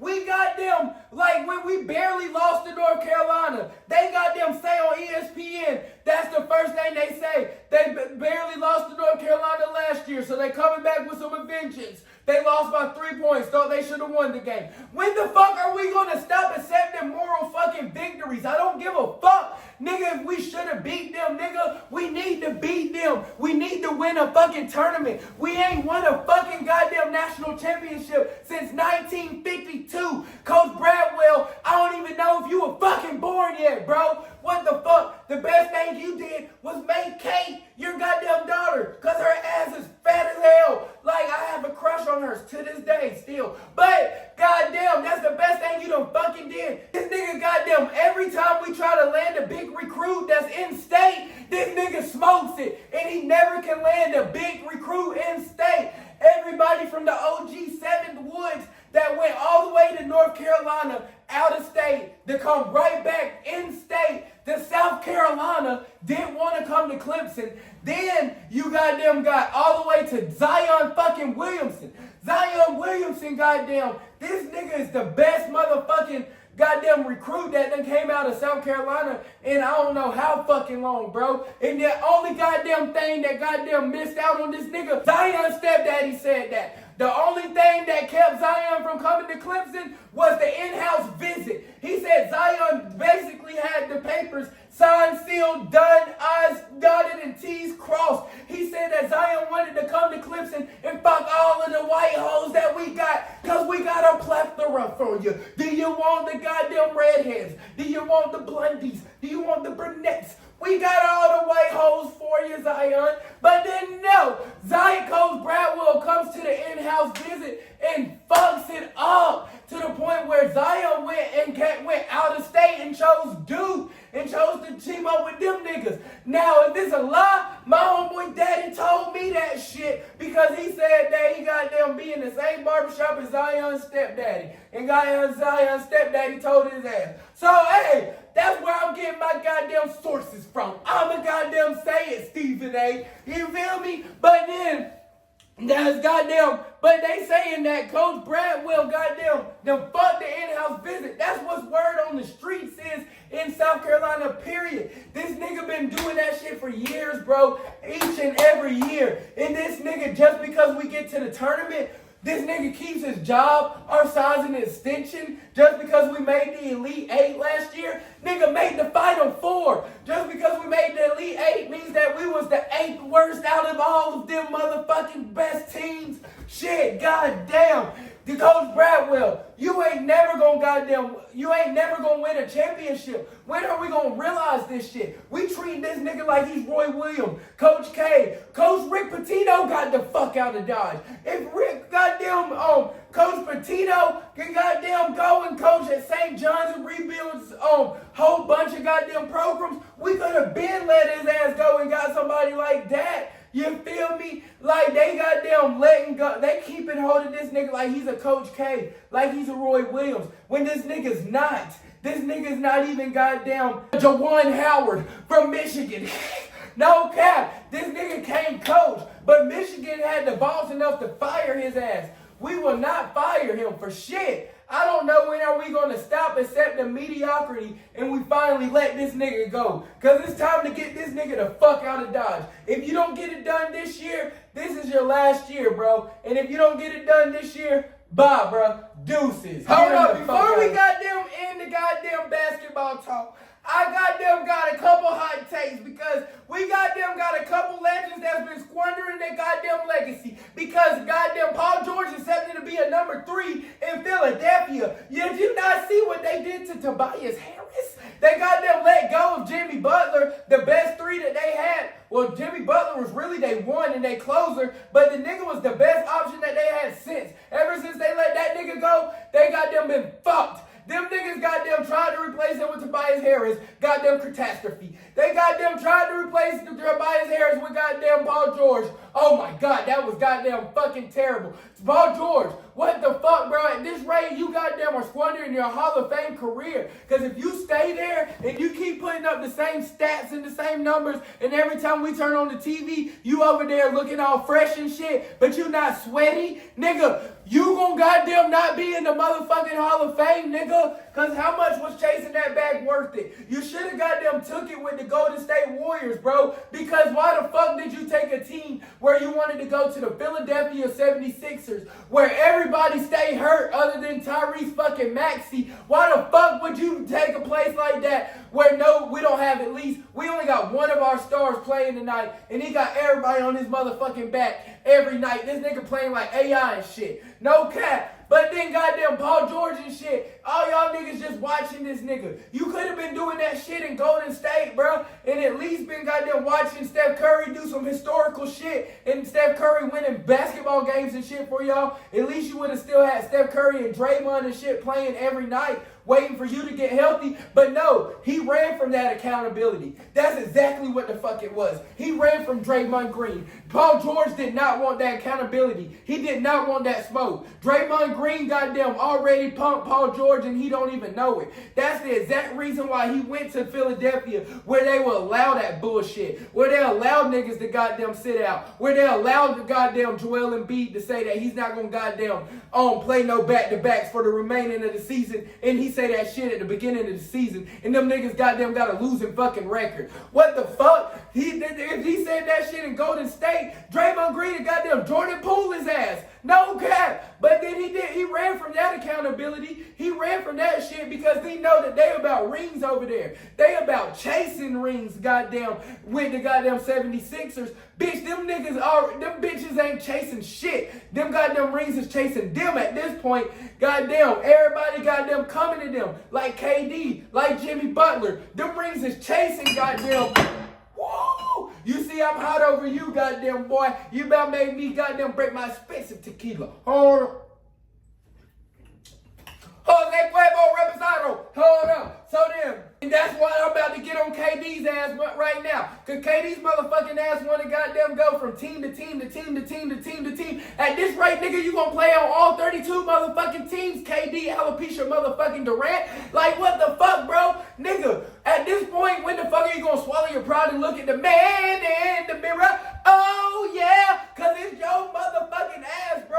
Because, nigga, why the fuck are you not goddamn looking at yourself and swallowing your goddamn pride and realizing what the fuck do I have to do to become a championship caliber player, to lead that shit on my goddamn shoulders? Because it's not just the narrative at this point. That's the goddamn truth. Because goddamn Steph won before you, nigga. Goddamn Steph won with you, nigga. Goddamn Steph won after you, nigga. And Steph still might win another one. Why this nigga goddamn trying to win one without Steph? This nigga couldn't win one with Russ, and he blamed Russ. This nigga Russ might goddamn get one with goddamn Denver sooner or later. Russ is looking like a good ass piece on the right situation. That nigga goddamn goes to Brooklyn. He blames the situation, blames that COVID situation and shit. He's Golden State because he said he wants to run out of the spotlight. Now he's trying to leave out a Phoenix, nigga. Like, bro, Every team that you've been on, you always come up with a motherfucking excuse. At this point, it gotta be you, bro. Cause LeBron don't get them motherfucking excuses. If this was LeBron, we would crucify this nigga. This nigga LeBron done won a championship on all 3 motherfucking teams that he done been on. And these niggas still be trying to goddamn talk like you worthy of putting your name up there with King motherfucking James, nigga. You ain't no motherfucking king, nigga. You a peasant, bro. At this point, bro, you are just a glorified role star, bro. I mean, a glorified role player. You the best scorer of all time, bro. But scoring don't win championships, bro. Defense do. Chemistry do. Being healthy does. And you got to score at the right motherfucking time. So you did that shit when you had a championship culture around you. But ever since that championship culture left, and ever since you goddamn left them niggas, you done been D-U-N, dunnery, nigga. It looks like it's about time for you to retire, KD, and stop jumping from team to team and look at yourself in the motherfucking mirror, nigga. I know you like to smoke weed, eat some shrooms, goddamn self-reflect, bro. So let's get on the motherfucking field, because I called this shit. I called this motherfucking shit. Flashback! Shilo, that nigga needs to be a motherfucking linebacker. That's number motherfucking 2. Move that nigga from safety to linebacker. That nigga can't cover shit if he was stank. No cap.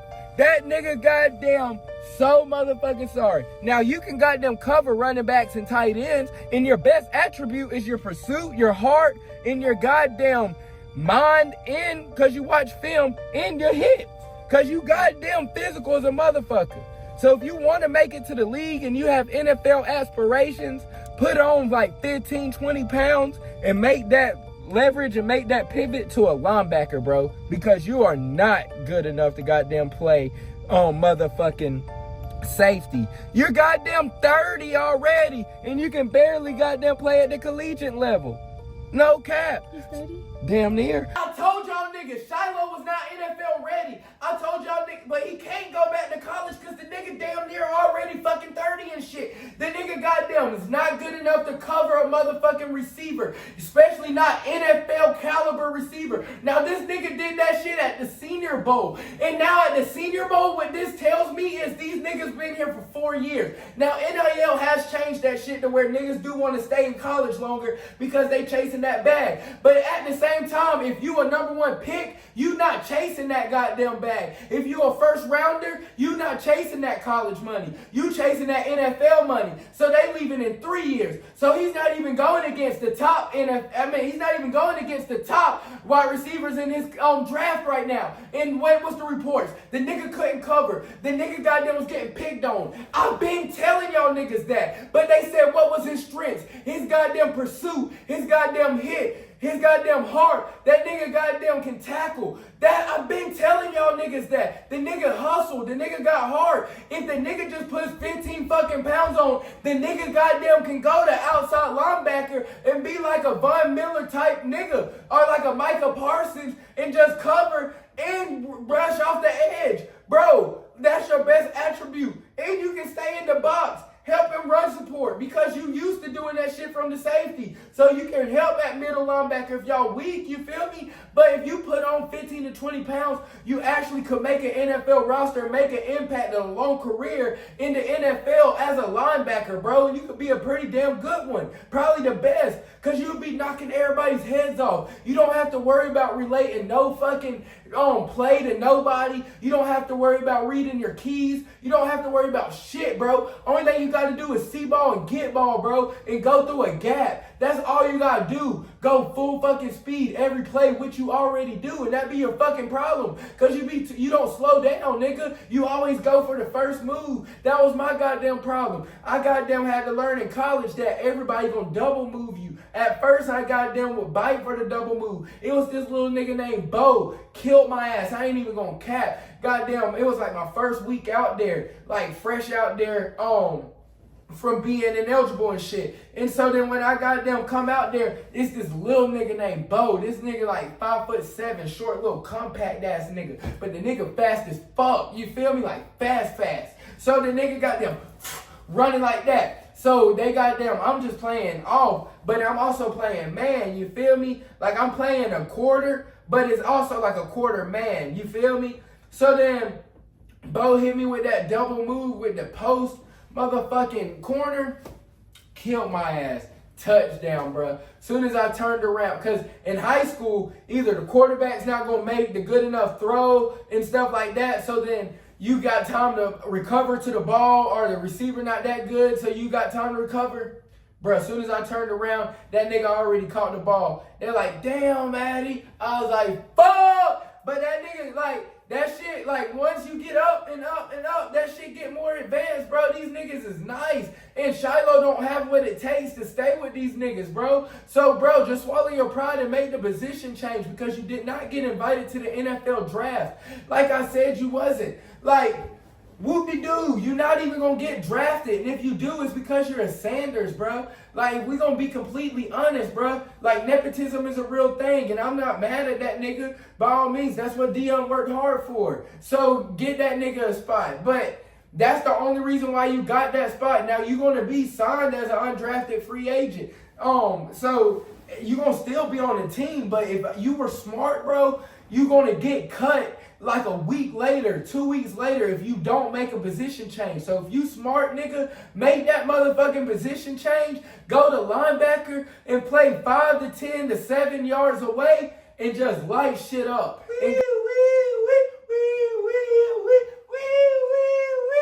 Like a cop car. Hold up. Lock that white man up. Hey, y'all better than Deshaun Watson this nigga. No cap. Do not let up on this nigga. Do not let up on this nigga. Y'all better than Deshaun Watson this man. I have not seen ESPN report on Justin Tucker like they did Deshaun Watson. Now, only people that's reporting on Justin Tucker are the real-ass goddamn blogs and shit. But ESPN, goddamn Bleacher Report, all you goddamn big-ass corporations and shit, y'all goddamn push the narrative on goddamn Deshaun Watson. Y'all tried to ruin my man's career. As soon as that nigga said that he wanted to get the fuck out of Dodge in Houston, y'all tried to blackball this nigga. Y'all tried to make sure he didn't get an NFL contract. Now Deshaun Watson done fucked this shit up. Now I can't even fight for you no more after that shit, because in Cleveland you look like a goddamn catastrophe and shit. But goddamn, before that shit, y'all tried to crucify my nigga. Y'all was burning jerseys. Y'all was goddamn anybody that was a Deshaun Watson fan,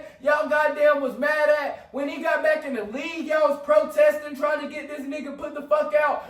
Where the fuck is that shit for Justin fucking Tucker? It's about time to get this nigga the fuck out. This is a freaky ass nigga. He's a 69 Dodge. This goddamn Epstein ass white boy. This goddamn Michael Rubin ass white boy. This goddamn Diddy ass white boy. Somebody come get his freaky ass. No cap. This nigga done got freaky on all these masseuses, and this nigga still gonna have a job next year because he's white. It's called white privilege. He's a white man. It's gonna get swept under the rug. Just like y'all didn't know Ben Roethlisberger was fucking bitches while they were goddamn unconscious like Bill Cosby.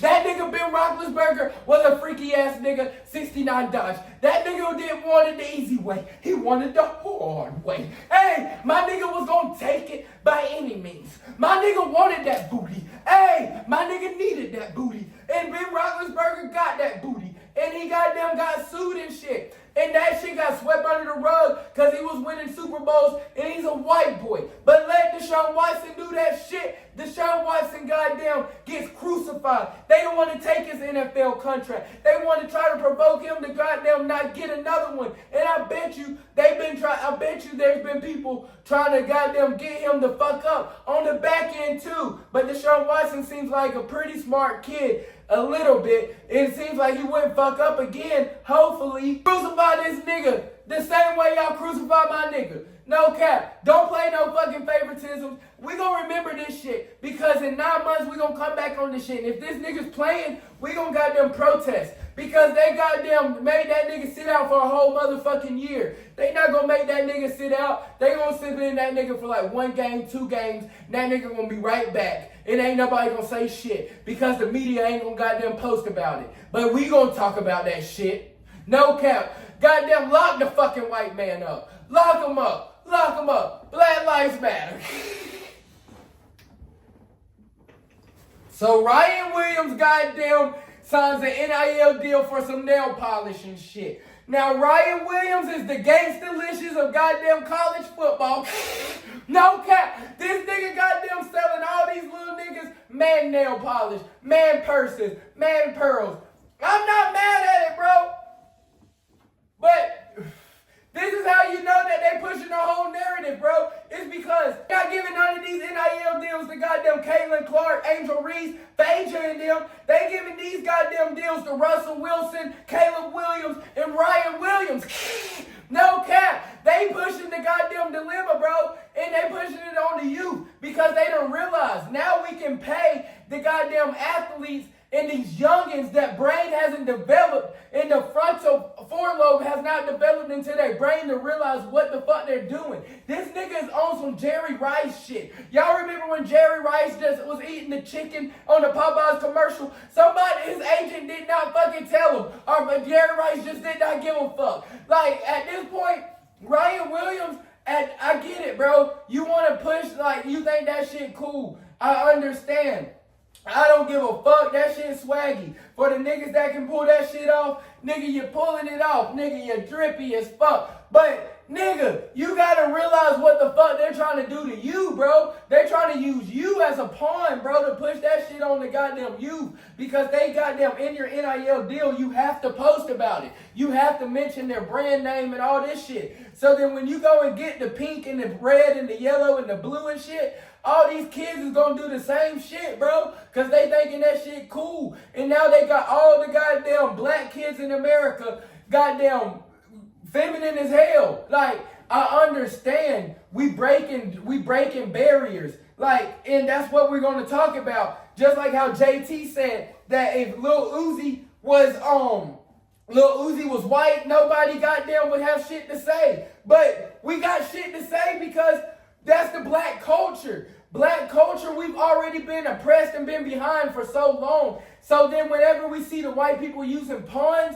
then we're going to say something. Now, Lil Uzi might just be being himself because as you can see, I'm a real rock star ass nigga. I got my own motherfucking swag and I don't give a fuck. You feel me? I might come in with a silk press and fuck your bitch, no cap. And we both laying on with our bonnets on and shit. All these youngins expressing in their nails and shit. I fucks with it, bro. I dig it. Because back in the day, it used to be a white boy thing. Back in the day, all the white boys used to paint their nails with Sharpies and shit. You feel me? But then, no, y'all taking it a bit further. Like Israel Azalea, that nigga actually got French tips and shit. Like when I first saw his hands, I thought that was a bad bitch. But hell no, that nigga was like on some Medea shit. No cap. That nigga had a whole French tip. Like, no cap. But then, I'm just like, damn.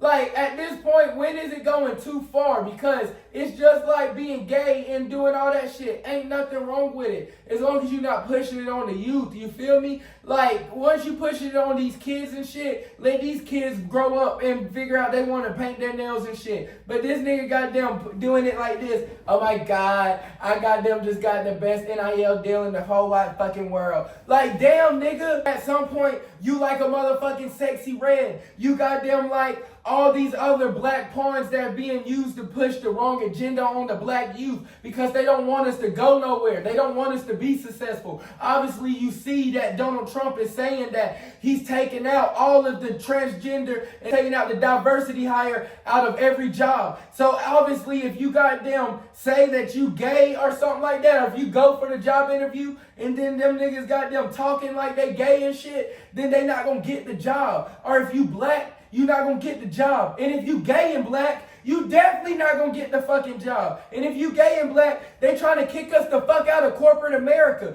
So as they goddamn pushing this whole agenda of we're taking all the gay rights away that all the gay people been working hard for and been fighting hard for and then been working their blood, sweat, and tears for, they taking all that shit away. They're trying to push that shit on our young black youth. So then the young black youth end up being that and can't end up getting into corporate America. And can't be an Elon Musk. Can't end up being a goddamn president of the United States. Because then next thing you know, they're going to say they don't want a gay president. Next thing you know, they're going to block you from getting there. Like, that's corporate America, bro. And I know that you might say, Fuck corporate America. I'll get in my own way. Then you can do it that way. But many niggas done tried and many niggas done fucking failed. Every nigga that done did that shit, they done hushed. You see fucking Kanye, they trying to make Kanye look like he's crazy. And Kanye's the smartest man on the motherfucking planet, bro. Kanye's smart. Kanye's being so misunderstood. Kanye done been trying to do it his own way. Kanye been saying shit, and the reason why nobody understands Kanye is because he's always 20 years ahead of everybody. The nigga was saying shit in 2010 about True Religion, about Ralph Lauren, about trying to become the Medici family of the goddamn fashion industry, but no, and Walt Disney, and trying to become the Walt Disney in the fashion industry, but nobody would listen to this nigga. Everybody was trying to send this nigga to a psych ward, but no, this nigga was trying to say, I got something, and I know once I goddamn let this shit out, that this shit gonna hit, you feel me? And I goddamn gonna be a Ralph Lauren. I'm gonna be a True Religion. I'm gonna be a goddamn Saint Laurent. But then no, that nigga goddamn, these niggas done been trying to hush this nigga up for the longest, been trying to make this nigga sound crazy, been trying to push the narrative so then Kanye can't get his billions. Just like how once that nigga became a billionaire, they tried to push the narrative that that nigga was anti-Semitic and everything like that. So then he lost all, like, how many millions overnight? Like 400 something millions overnight. But that was for a reason. Because once you try to do it your way, once you can't be controlled, nigga, they will control your ass one way or another. You see Andrew fucking Tate, he's not lying, bro. The Matrix is a real fucking thing. Nigga, they will shut your ass the fuck up, nigga, if you not gonna goddamn be controlled. If you not gonna, once Diddy stop trying to do that Diddy shit, Diddy stopped bending over and letting him get fucked in the ass, and once Diddy stopped fucking everybody else in the ass, and Diddy started trying to goddamn fight for revolt, trying to take over corporate America, they said hell no. They sent Diddy the fuck to jail. But then they're going to do the same thing to Kanye West. Or they're going to kill Kanye West. Or they clone Kanye West. That nigga has not looked the fucking same. Is Kanye West a clone? He might be. Now Kanye West is going on one of them classic Kanye West rants that we know him for. But then that nigga for the longest was not looking the same. Because that nigga might have been cloned and they shut him the fuck up. So at this point, Ryan Williams, you might be the same type pawn. So once you grow some nuts and realize that you're not going to do that shit, bro, and that you're going to have some morals, and that you're going to paint your nails, but you're going to paint your nails, but you're not going to post about that shit because you know that nothing but kids follow you, bro. And what are the black kids going to do? They're going to paint their nails. They're going to do all that shit. And what are they going to do? They're trying to push this narrative onto you guys, and y'all not even fucking realizing it, bro. And it's the truth in plain sight. Because places like here in Georgia, they cannot hire you just because if you gay or not and shit like that. So if you goddamn come in with your nails painted and shit like that, and come in with your goddamn pearls and goddamn shit like that, they goddamn just gonna assume off the rip you gay, bro, even if you fuck the most bitches in the goddamn world. And once they do that, bro, you did not get the job. And that's saving you from goddamn making a true impact on some things. Changing laws. Being the person that can change whether or not these police get full immunity or not. You feel me? Because once Donald Trump tries to change this shit to him getting multiple terms and shit, and he came down and we can't do shit for 10 years with these police going buck wild on our black asses, then we'll goddamn have second thought on what the fuck we gonna do. Because somebody got to stand up and not fold, you feel me, for some money. That's what selling your soul is. Selling your soul isn't just meeting the devil. Selling the soul is actually selling your soul, selling your morals, selling your principles, doing things that you won't do for $1. Now, I already done said it. I'd sell my fucking soul. Fuck that shit. I don't give a fuck. My goddamn family done been broke for generations on generations on generations. So I don't give a fuck. I'm trying to change that shit. So I goddamn do that shit. So I don't understand Ryan Williams. I do the same shit. Fuck it. But at the same time, you being used as a pawn, and I admit, I tell the kids, this is not for the kids. 18 plus and over. So we got some toxic shit coming So it's starting to boil up. It's getting hotter and hotter and hotter and hotter as the show goes on. So we got Kayla. This bitch done showed up to the Super Bowl in goddamn Eagles gear. And this bitch is goddamn flaunting that this bitch is flaunting that Travis Kelce lost the Super Bowl. Bitch, if you don't get a goddamn life, all these black girls and even niggas is goddamn parading her ass. Y'all are the goddamn problem, bro. Everybody's the problem. Because whenever a black bitch get a white man, y'all goddamn salute this bitch. Y'all say, woo! This bitch done got a white man. She's getting treated right. He got some money. That's what y'all done been preached on y'all's whole life. Get a man that can take care of you. Get a man that got some money that you can live off of and shit like that. So then you done been dogged out by all these niggas. So then you want to go to the white man and let this white man dog you out just because he got a little bit of bread. Fuck is going on with all these niggas, y'all? Y'all done forgot this shit, bro. Did y'all not forget Travis Kelce is a white man, bro? And y'all goddamn like, you should have been with the black girl. Why the fuck are you not out trying to get a Saquon Barkley? Trying to save that nigga from the goddamn white bitch? Why the fuck are you not out trying to get a Jalen Hurts? Why the fuck are you not out trying to get a Devonta Smith? Why the fuck you not out trying to get an AJ Brown? You see these niggas with the happily black love, black families that sit here successful, that's living the American dream. But then no, bitch, you over here chasing a goddamn white man, looking goddamn pitiful. Have some motherfucking dignity, because we know that you didn't even pay for that motherfucking ticket. Who paid for that ticket for you, bitch? You goddamn already said you don't go 50-50. You broke as hell. Goddamn, this nigga done bossed up on your ass. I'm glad you let your trifling ass.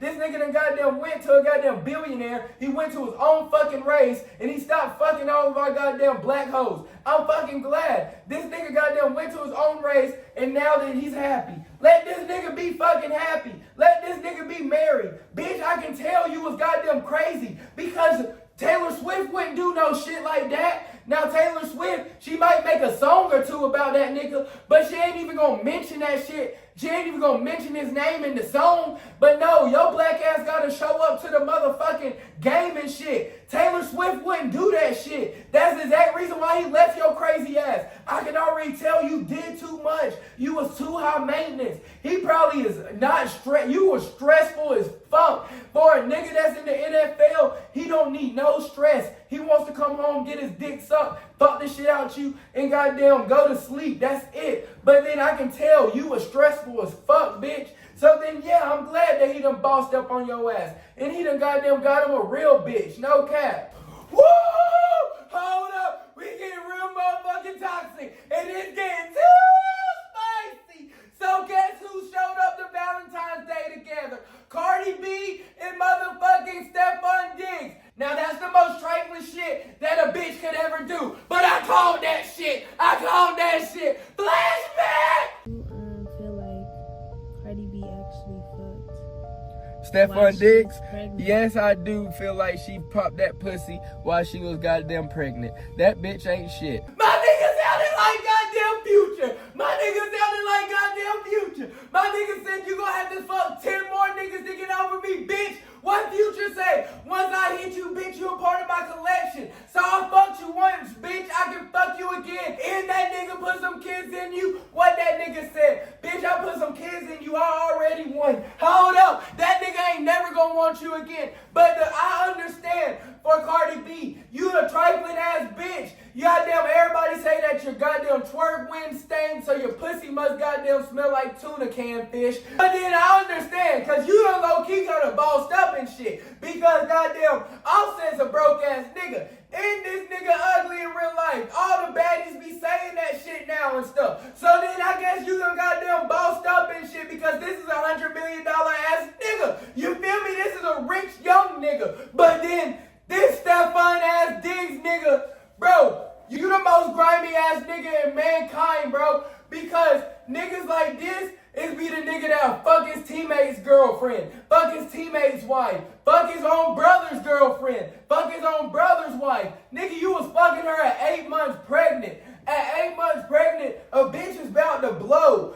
Nigga, how nasty can you get, bro? Cause that is not even your child, bro. And you gonna fuck this bitch. Now, I understand, nigga, you might be a nasty, freaky ass nigga, and that nigga might be real toxizoid. Cause I understand that nigga might have fucked it just to fuck it. But then, nigga, you actually fucking that shit and cupping that shit, it look like. Cause if you got them to spend a day with her for Valentine's Day, I know your trifling ass done spend some bread on her. You got too much goddamn money on. So then this bitch done goddamn thinking she done bossed up and got $100 million ass nigga. Not knowing that this nigga just gonna slut ass out for the fun of it. And this nigga might even like goddamn being that toxic ass. Like, yeah, I stole your bitch, nigga. What you gonna do about it? Cause it's something about football players and entertainers that we always gotta beef, you feel me? Because basketball players, they get the baddest bitches first. And then it trickles down to the football players. But then them entertainers,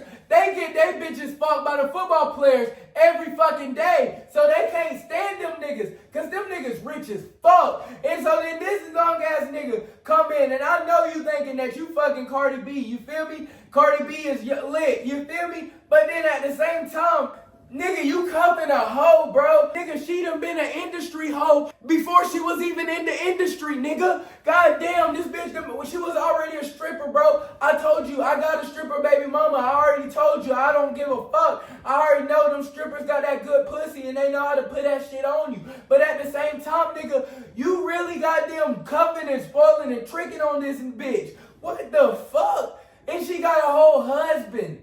Nigga, you dumb as fuck. See, I done been tricked like that once too, though. Cause when I was fucking with this one bitch that had a husband too. She said that they goddamn was separating and shit. I fell for the whole boing. But nigga, you goddamn just being played as a pawn, bro. Because this whole time, you just being played to make Offset mad. She just trying to make Offset jealous by getting you. Cause she know there ain't no future with you, bro. Because you just a fun nigga. Everybody, you the nigga like me. You the nigga that bitches just want to fuck. They don't look at you as no goddamn hubby material. They just look at you like a toy. You feel me? We fun. We lit. We sexy. Now the ones that do look at us like hubby material, they get their hearts broken. You feel me? But goddamn Cardi B, she done been in the game before the game even goddamn existed. She been running this shit on niggas like you ever since she goddamn before she even was in the industry. So this ain't new to her. She probably see your antics coming 5 miles away. Nigga, she done been fucked over by Offset 1,000,000 times. Do you not think that she gonna see you texting other bitches too? She not gonna give a fuck. Obviously, do you not? And you the real dumbass, cause I pray to God, nigga, you not even trying to take her serious. Cause if you take her serious, nigga, you the dumbest nigga on the planet. Because if you don't see her snake this nigga like that, what the fuck makes you think that she not gonna snake you like that, nigga? You a dumbass nigga, bro. Because the same way she snaked that nigga is the same way she gonna snake you. Once a hoe, always a hoe. You cannot turn no fucking hoe into a housewife. Don't let these hoes trick you into that shit. Because once they goddamn not happy, they gonna go back to their goddamn natural habitat. They gonna start being a hoe again. These bitches ain't shit, bro, but hoes and tricks. It's about time that y'all start realizing it and treating these hoes like it. Like Stephon Diggs, I think that's what that nigga's doing. But that pussy still ain't even recovered from having that baby. Because I remember I fucked this one bitch one time and she, right after she had a baby. Like, it was like 2 days after and the baby wasn't mine at all. But then I fucked her and that pussy was loose as fuck. Because that pussy had to goddamn get back tight and shit. And it started bleeding and shit on me and shit. That shit like a murder scene. I goddamn was like, ugh, hell no. And I goddamn stopped mid-stroke and goddamn hopped in the shower and left. So then, this nigga still fucking that loose ass pussy, and he was fucking that shit when she was pregnant. Now when that shit was pregnant, I know that shit was some 5,000. I know that shit was straight water park. But at the same time, nigga, that's not your baby, bro. And you sitting here dipping in that shit. Bro, you nasty as fuck, bro. You're a one trifling ass nigga, bro. I swear to God. Stephon Diggs is one of them niggas that you cannot trust your bitch around, bro. That nigga will fuck your bitch and goddamn still dap you up. Like, and the reason why I know is because I used to be one of them type of niggas. Like, that nigga goddamn will fuck your bitch and still dap you up and be friends with you and shit. And never even tell you. You'll never even know that he fucked your bitch. So I'm trying to tell you, Stephon Diggs will fuck his goddamn teammate's goddamn wife. He will fuck his goddamn, he will fuck anybody. He don't give a fuck. That nigga don't give a fuck. He got no standards. Like, At what type do you got morals? At this point, this nigga must have mommy issues because you just love Mrs. Wrong. You like me. Like, we can have 10 million good girls, but we like Mrs. Wrong. You feel me? Because it's just something, that the excitement that she just brings to us, that toxicness. And you like that shit, nigga, because you toxic too. And that nigga probably a hothead and be wanting to fight and shit. But nigga, Offset not gonna fight your ass. Offset gonna shoot your ass, nigga. You think this shit all fun and games until, nigga, you end up in a body bag in Houston, bro. Like, that shit not even funny, bro. Because niggas die every day over bitches, nigga, and you playing a very scary game. And I seen these crash out niggas. This nigga Offset been a crash out. He was the crash out of the Migos, bro. Don't let this nigga start dancing like Michael Jackson and shit. Make y'all forget. That nigga been goddamn in the feds. Fulton County, nigga. No cap. That nigga been goddamn locked up and shit forever. When they goddamn blew up, that nigga was locked up. That nigga will shoot the fuck out you, nigga.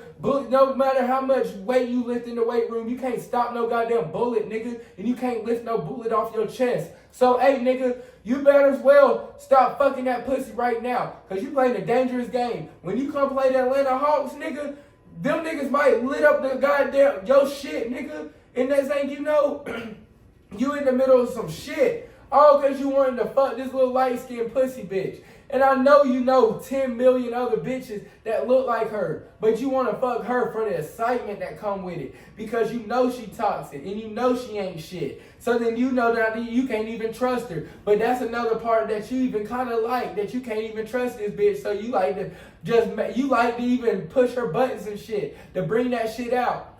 I understand, nigga, you a real toxic nigga, but bro, you playing a real dangerous game with a real street nigga that don't give a fuck. This nigga will kill you off the strength. Or this nigga will pay. And I know a lot of these YNs here in Atlanta, 10 bands, nigga, and they get your ass knocked off. Only thing Offset gotta do, goddamn, tell them niggas the location where you at. Switches all in your motherfucking shit, nigga. They goddamn flood your goddamn shit, nigga. No cap. I swear to God, nigga. Please, nigga, be safe. Cause if you come to Atlanta, bro, you might not be safe fucking with goddamn Offset and goddamn Cardi B since you trying to goddamn get in the middle of this love triangle. So let's get into these rankings of some bad bitches! No cap. So, honorable mentions to start off. Hey, I can't forget about my bitch Liz Cambridge. Now, Liz Cambridge, I just want to give you my last name, bitch. No cap. Liz Cambridge is so motherfucking sexy and she thick. It's something about tall women for me that's just goddamn a fetish. I ain't even gonna cap. And that bitch is like 6'7". Hold up. I goddamn climb that beanstalk and I'm trying to give that bitch my jackhammer. No cap. Liz Cambridge is bad as fuck. I don't know if it's the lips. It's definitely the ass. It's the skin. And she goddamn tall. But she's definitely an honorable mention for me. And then we definitely got Skylar Diggins. Now, Skylar Diggins is an OG sexy ass mother. Hold up. So this Skylar Diggins so goddamn bad, bro. Like, she's one of them good girls that look like she a freak in the sheets. You know what I'm saying? Like, she look like she one of them girls that you can take out in corporate America and you goddamn can close mean-ass deals and shit. Like, she goddamn, she's one of those girls that you can tell had a 4.0 GPA average, was a 2-3 sport athlete, goddamn stayed in the books, didn't get that pussy up often, but the nigga that she did get that pussy up to, oh, that nigga's lucky, cause that bitch is a freak. And that nigga goddamn done nutted in that shit and it got her pregnant so nobody can have her. Hey, and I don't blame that nigga. Hey, you feel me? Or she might be gay. Shit, I don't fucking know, but if she ever had a nigga, I'm pretty sure that's how the fuck it's gonna go. Because that bitch is too bad. But at number motherfucking 5, we got goddamn a tall stallion. She goddamn is caramel motherfucking mocha. She goddamn got that caramel skin. She's tall. It's them long pretty legs. She got them real dangerous ass motherfucking eyes. Like, they're so mesmerizing. Like, I know who y'all think I'm talking about, but I am not talking about Sid the motherfucking squid. No cap. I'm not talking about Sid the squid, goddamn Angel Reese. She's not even in the top 10. Angel Reese, that bitch goddamn, she looked bad with her back turned. No cap. Now Angel Reese, goddamn, don't get me wrong. I would fuck Angel Reese. Don't let a nigga cap like a nigga would not give that dick to motherfucking Angel Reese if she was offering that pussy. But if I had my plethora of options out of my WNBA players, I am not giving that shit to Sid motherfucking Squid. That bitch eyeball so goddamn far apart, I know she used them shits as rearview mirrors. No cap! I know that bitch used her goddamn eyes as rearview mirrors. No cap, that bitch can see backwards. But we got the Johnny Carrington. Now she's the goddamn daughter of an NBA player. Pound for pound, baddie. No cap. This bitch is so fucking fine. I don't even know how tall she is, but she played for the Connecticut Suns. She draws attention for her performance in games, but her striking presence and charisma. Bitch! Woo! So that means that she must got a good personality. So she's one of them bad hoes that's fine as hell, but cool as hell too. Now, if you meet one of them, you gotta wife them up off the rip. Because it's very rare that you meet a baddie that's down to earth, that's just cool. And when you do, you definitely gotta wife her, because with these baddies now these days, they definitely so goddamn stuck up, you feel me? But they talking about her charisma. So that bitch must got a good personality, but she's so fucking fine. It's the goddamn blind goddamn wig, but I know if she wears red hair, whoo-wee, and it's them tats. That bitch tough. I ain't even gonna cap. I got her at number 5. At number 4, I got Alexis Bookie Brown. Hold up, Bookie. Come here, Bookie from Gills Arena. No cap. See, now, Alexis, you normally, I guess you wouldn't have cracked my top 5, but since I'm a fan of Gills Arena, I be seeing them fits she be putting on.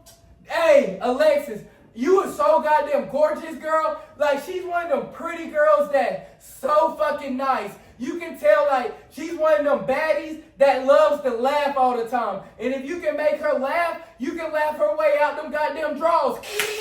No cap. You can tell this bitch loves to fucking laugh. She loves to cut up. And, like, Alexis, like, a girl like that, you can tell that she probably don't even go off of looks. She'll probably end up marrying an ugly ass fat nigga. You feel me? But then this bitch is so bad, but she just likes that nigga because he's genuine and pure. Probably just because he beats himself. You know what I'm saying? She probably one of them girls that don't want a nigga that do too much or trick on her and do all that. She look like a girl that just wants a nigga that comes pure and beat himself, and the nigga can be $1 million nigga, but she wants him to take her out to dates on picnics and shit. Like, this is definitely, like, the reason why she crept into my top 5 is because she's not just a baddie, but she looks like a wife material. Now, DC, the last girl, she's a baddie, but she looks like she'll break your motherfucking heart, boy. Goddamn drinking a whole 40 ounce of Jack Daniels in the car, trying to goddamn Talking to the Moon by goddamn Bruno Mars.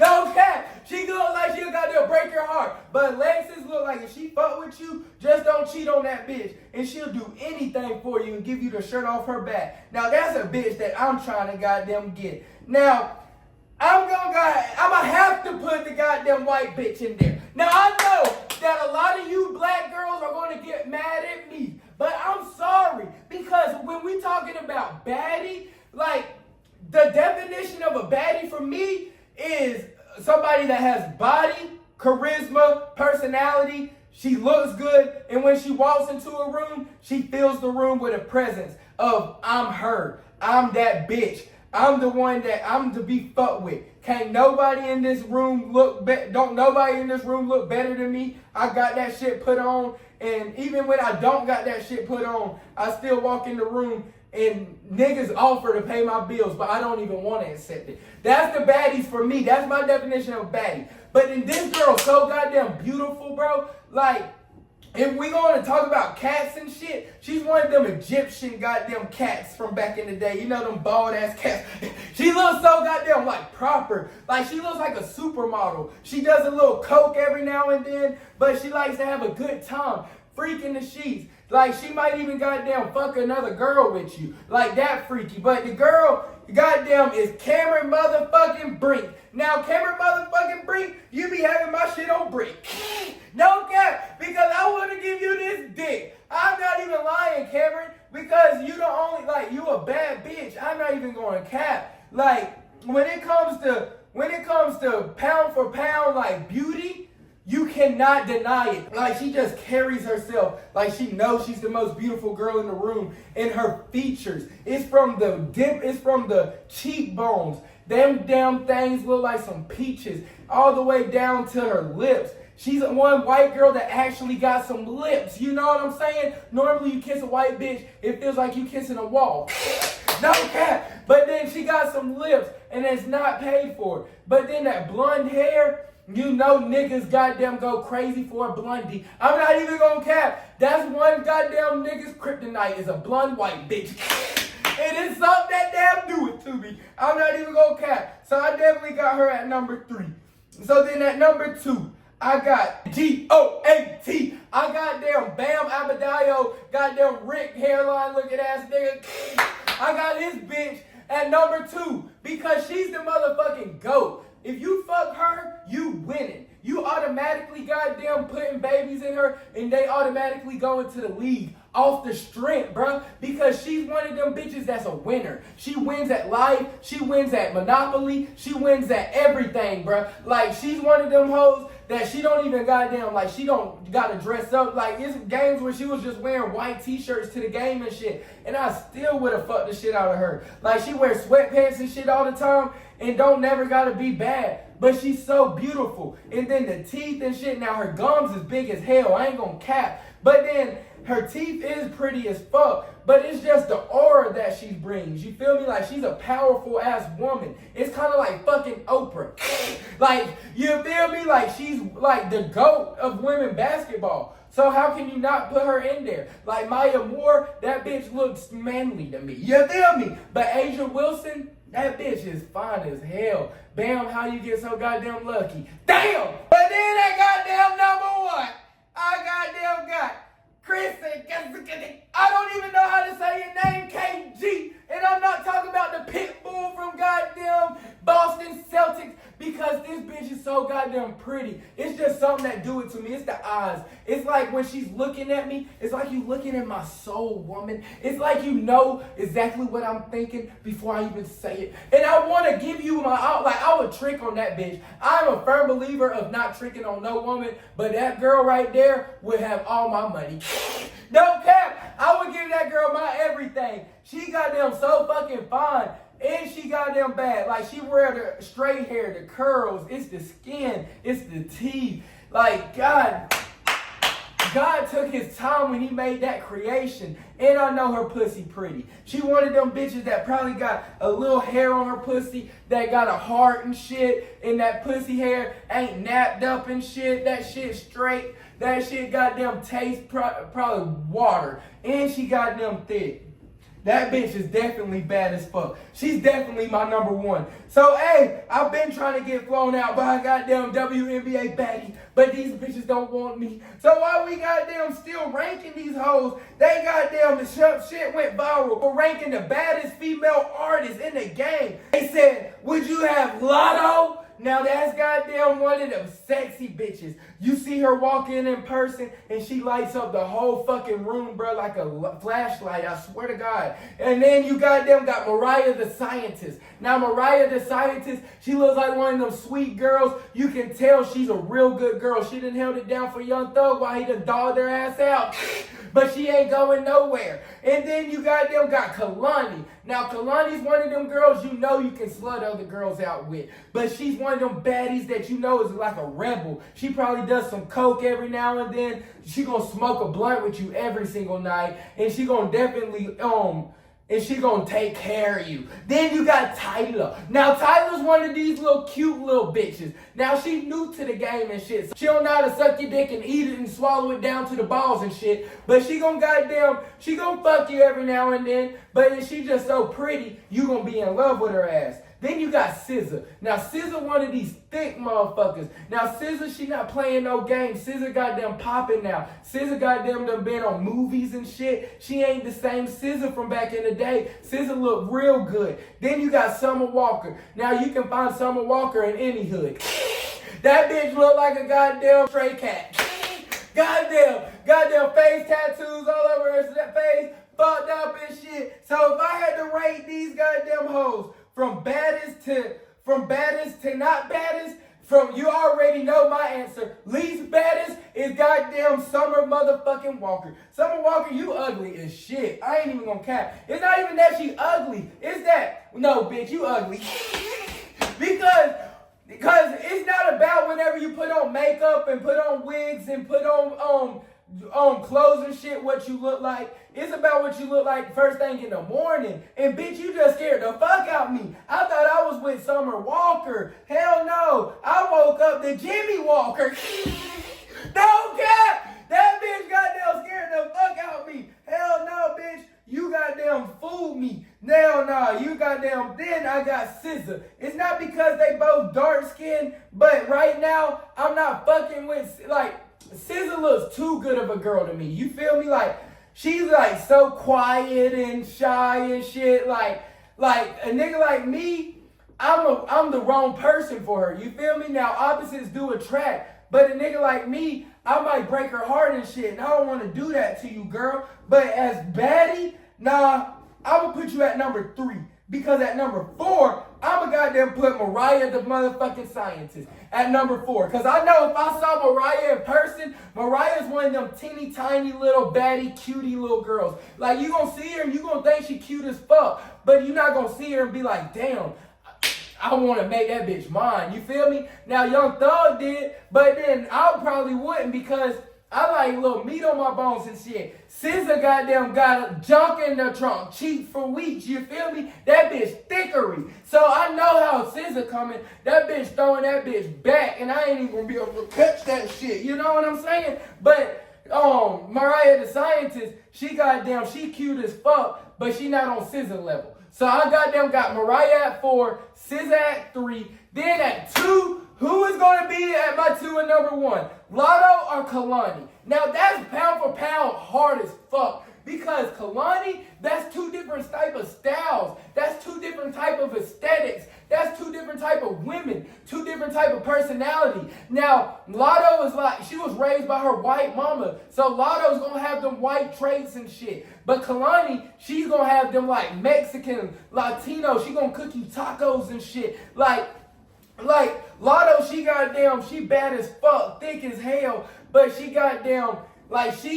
thinks she pretty as fuck. That's her goddamn problem. Kalani, she knows she bad as fuck, but she know that she yours. So if she yours and your soul's pure, then she goddamn might give you her soul too. You know what I'm saying? And she might not fuck nobody and only fuck you. Lotto, she goddamn look like one of those girls that if you goddamn start, like if you been balling and shit on her, but then as soon as you goddamn go broke, or as soon as some hard times come your way, she gonna dip on your ass.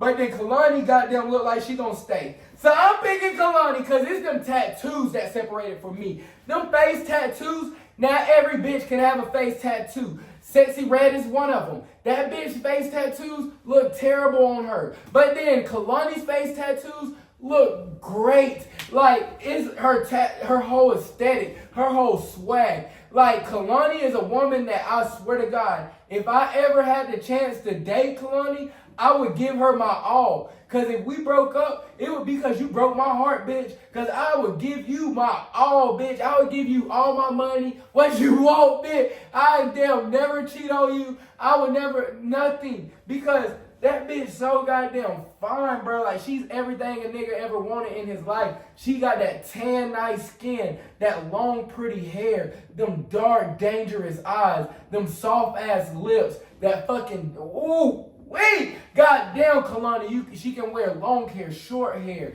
weave, no weave, natural. Wake up in the morning. She look like she can sleep for 2 days straight, and then you can kiss her as soon as she wake up. No morning breath. Mwah! I kiss her every damn morning. No cap. Kalani, bad as fuck. Pound for pound, she's the baddest in the game, hands down. Woo! I don't even. So we got some more spicy shit. So Dion's daughter, goddamn, was feeling pressed for a while because she said that Gelo just had to fake, goddamn, get in a relationship with Jacquees to sell some records. Baby, don't goddamn feel pressed, shawty, because Gelo ain't taking no dick unless you goddamn smirk. No cap. That nigga was the motherfucking GOAT. Lil Durk was the last nigga and the only nigga nigga that Dej Loaf gonna get that coochie to, baby. Because you got a daddy, girl. Act like that shit. You got a whole pops. You better have a backbone and say you not going for that shit because Jacquees got two baddies. And then that nigga goddamn Jacquees is a short king. You feel me? This nigga is 5'2" and shit. But this nigga be running around like he's 6'5". This nigga be fucking on all the baddest bitches you can even talk to alive. And next thing you know, they fighting for this little ass nigga. Don't argue over this little ass nigga. Now you got Dion coming out talking about some, baby, you need to get yourself in the right situation. Dion, sit your ass down because you already know you done slutted many hoes out. So that's your karma coming back to you. You already knew when you had daughters that everything that you done did to every woman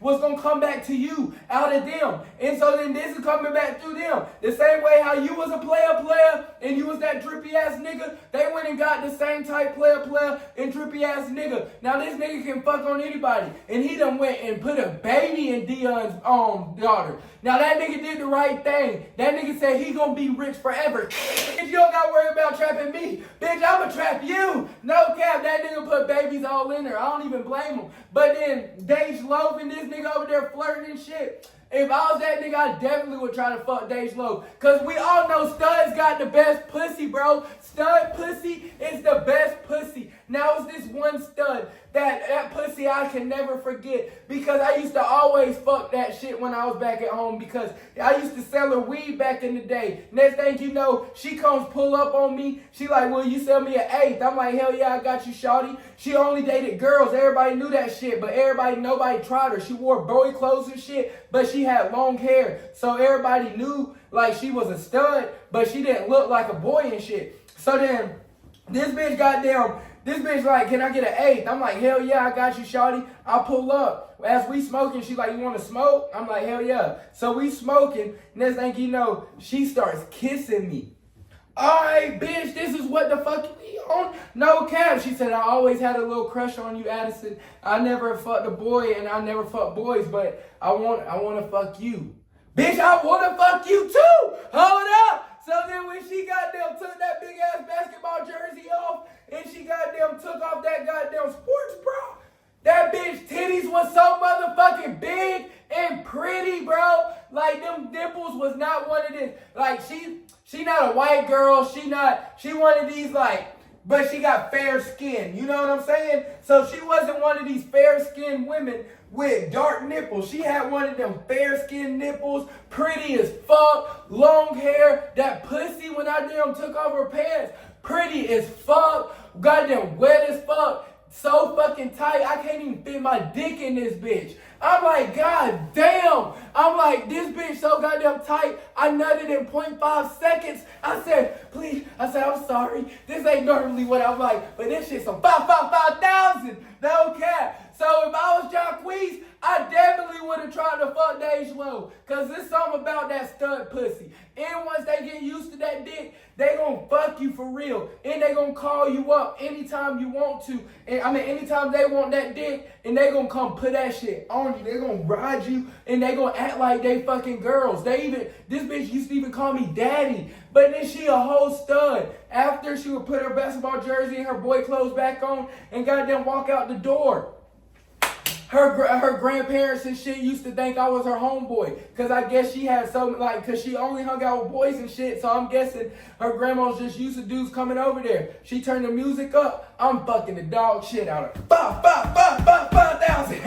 No cap. So, nah, baby. Don't goddamn get depressed. You got a daddy. It's about time you start acting like it, bitch. Your daddy telling you some real game. If you don't want that nigga that's not... If you don't want a nigga that you gotta feel threatened of bitches around, then don't get a nigga that's in the industry. Get you another athlete, no name ass nigga. Go get you a goddamn businessman, a broker, a lawyer, a doctor. Go get you a normal ass nigga, cause you a normal ass bitch. But you want a goddamn industry nigga, but then don't want the shit that comes with the industry. Bitch, you can't have it both ways. You can't have your cake and eat it too.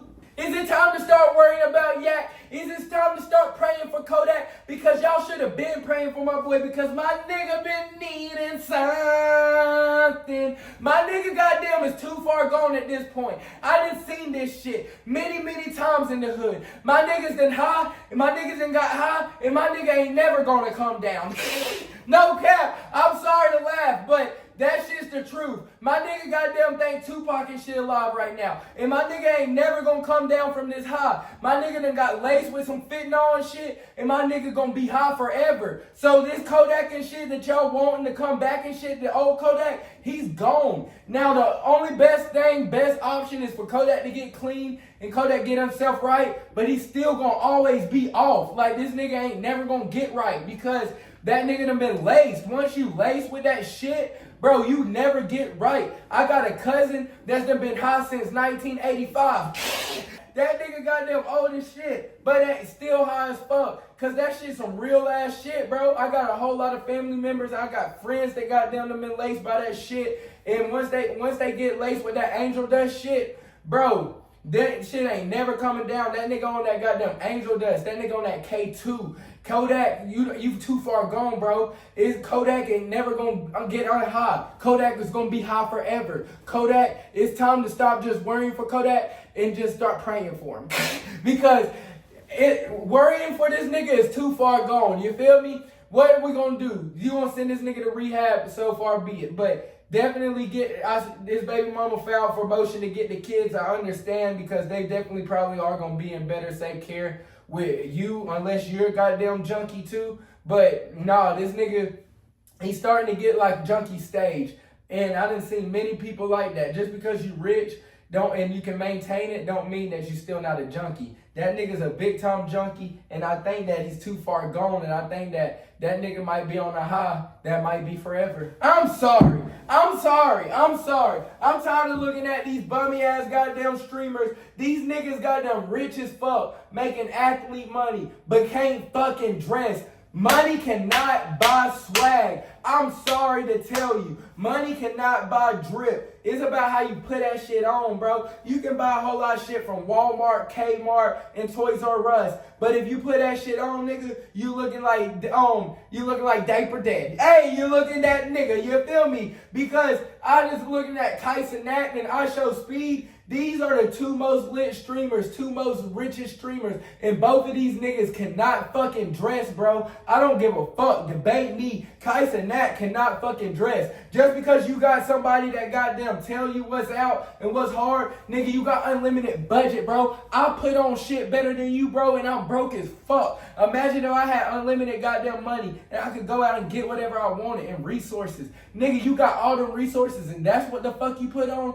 These niggas cannot dress. Drewski, big fat ass nigga, want to dress like he's 150 pounds. Nigga, you are 380. Dress that way, you big ass silverback. No cap. Goddamn. Them niggas cannot dress. All them white streamers and shit, them niggas just want to wear do-rags and shit and Timbs and think that shit is putting on. Nigga, you're not putting on nothing. FaZe Clan, them niggas can't dress. None of them niggas is like that anyway. Nigga, you cannot buy swag. You're a rich cornball, bruh. You just a cornball that made it. Bro, just because you got that money, just because you got nothing but designer on and shit, nigga, don't mean it fucking looks good, bro. It's shit that's not even designer that looks 10 times better than designer because that nigga done put that shit on, bro. Nigga, just because you got that money, bro, do not mean you got that drip, bro. No fucking cap. But then these goddamn people, they goddamn been dating for a whole motherfucking year. And then they find out they were siblings. Nigga, if you don't just keep fucking that bitch, fuck that shit. That bitch goddamn been fucking you and you been fucking that pussy and you been liking it. So what's the fuck to question that shit now? Now you can't put no kids in that bitch because they gonna come out retarded. But you can goddamn definitely fuck the shit out of that bitch. Because I remember, it was this one girl. I was fucking the shit out of her. I even told the bitch I loved her and shit. I guess she was like my girlfriend. You know what I'm saying? But like 8 months into the relationship, we've been fucking nasty fucking too. And next thing you know, they goddamn her aunt died. When her aunt died, it came out that she was my aunt too. When it came out that she was my aunt, they found out that she was my third cousin. So what the fuck do you think we did?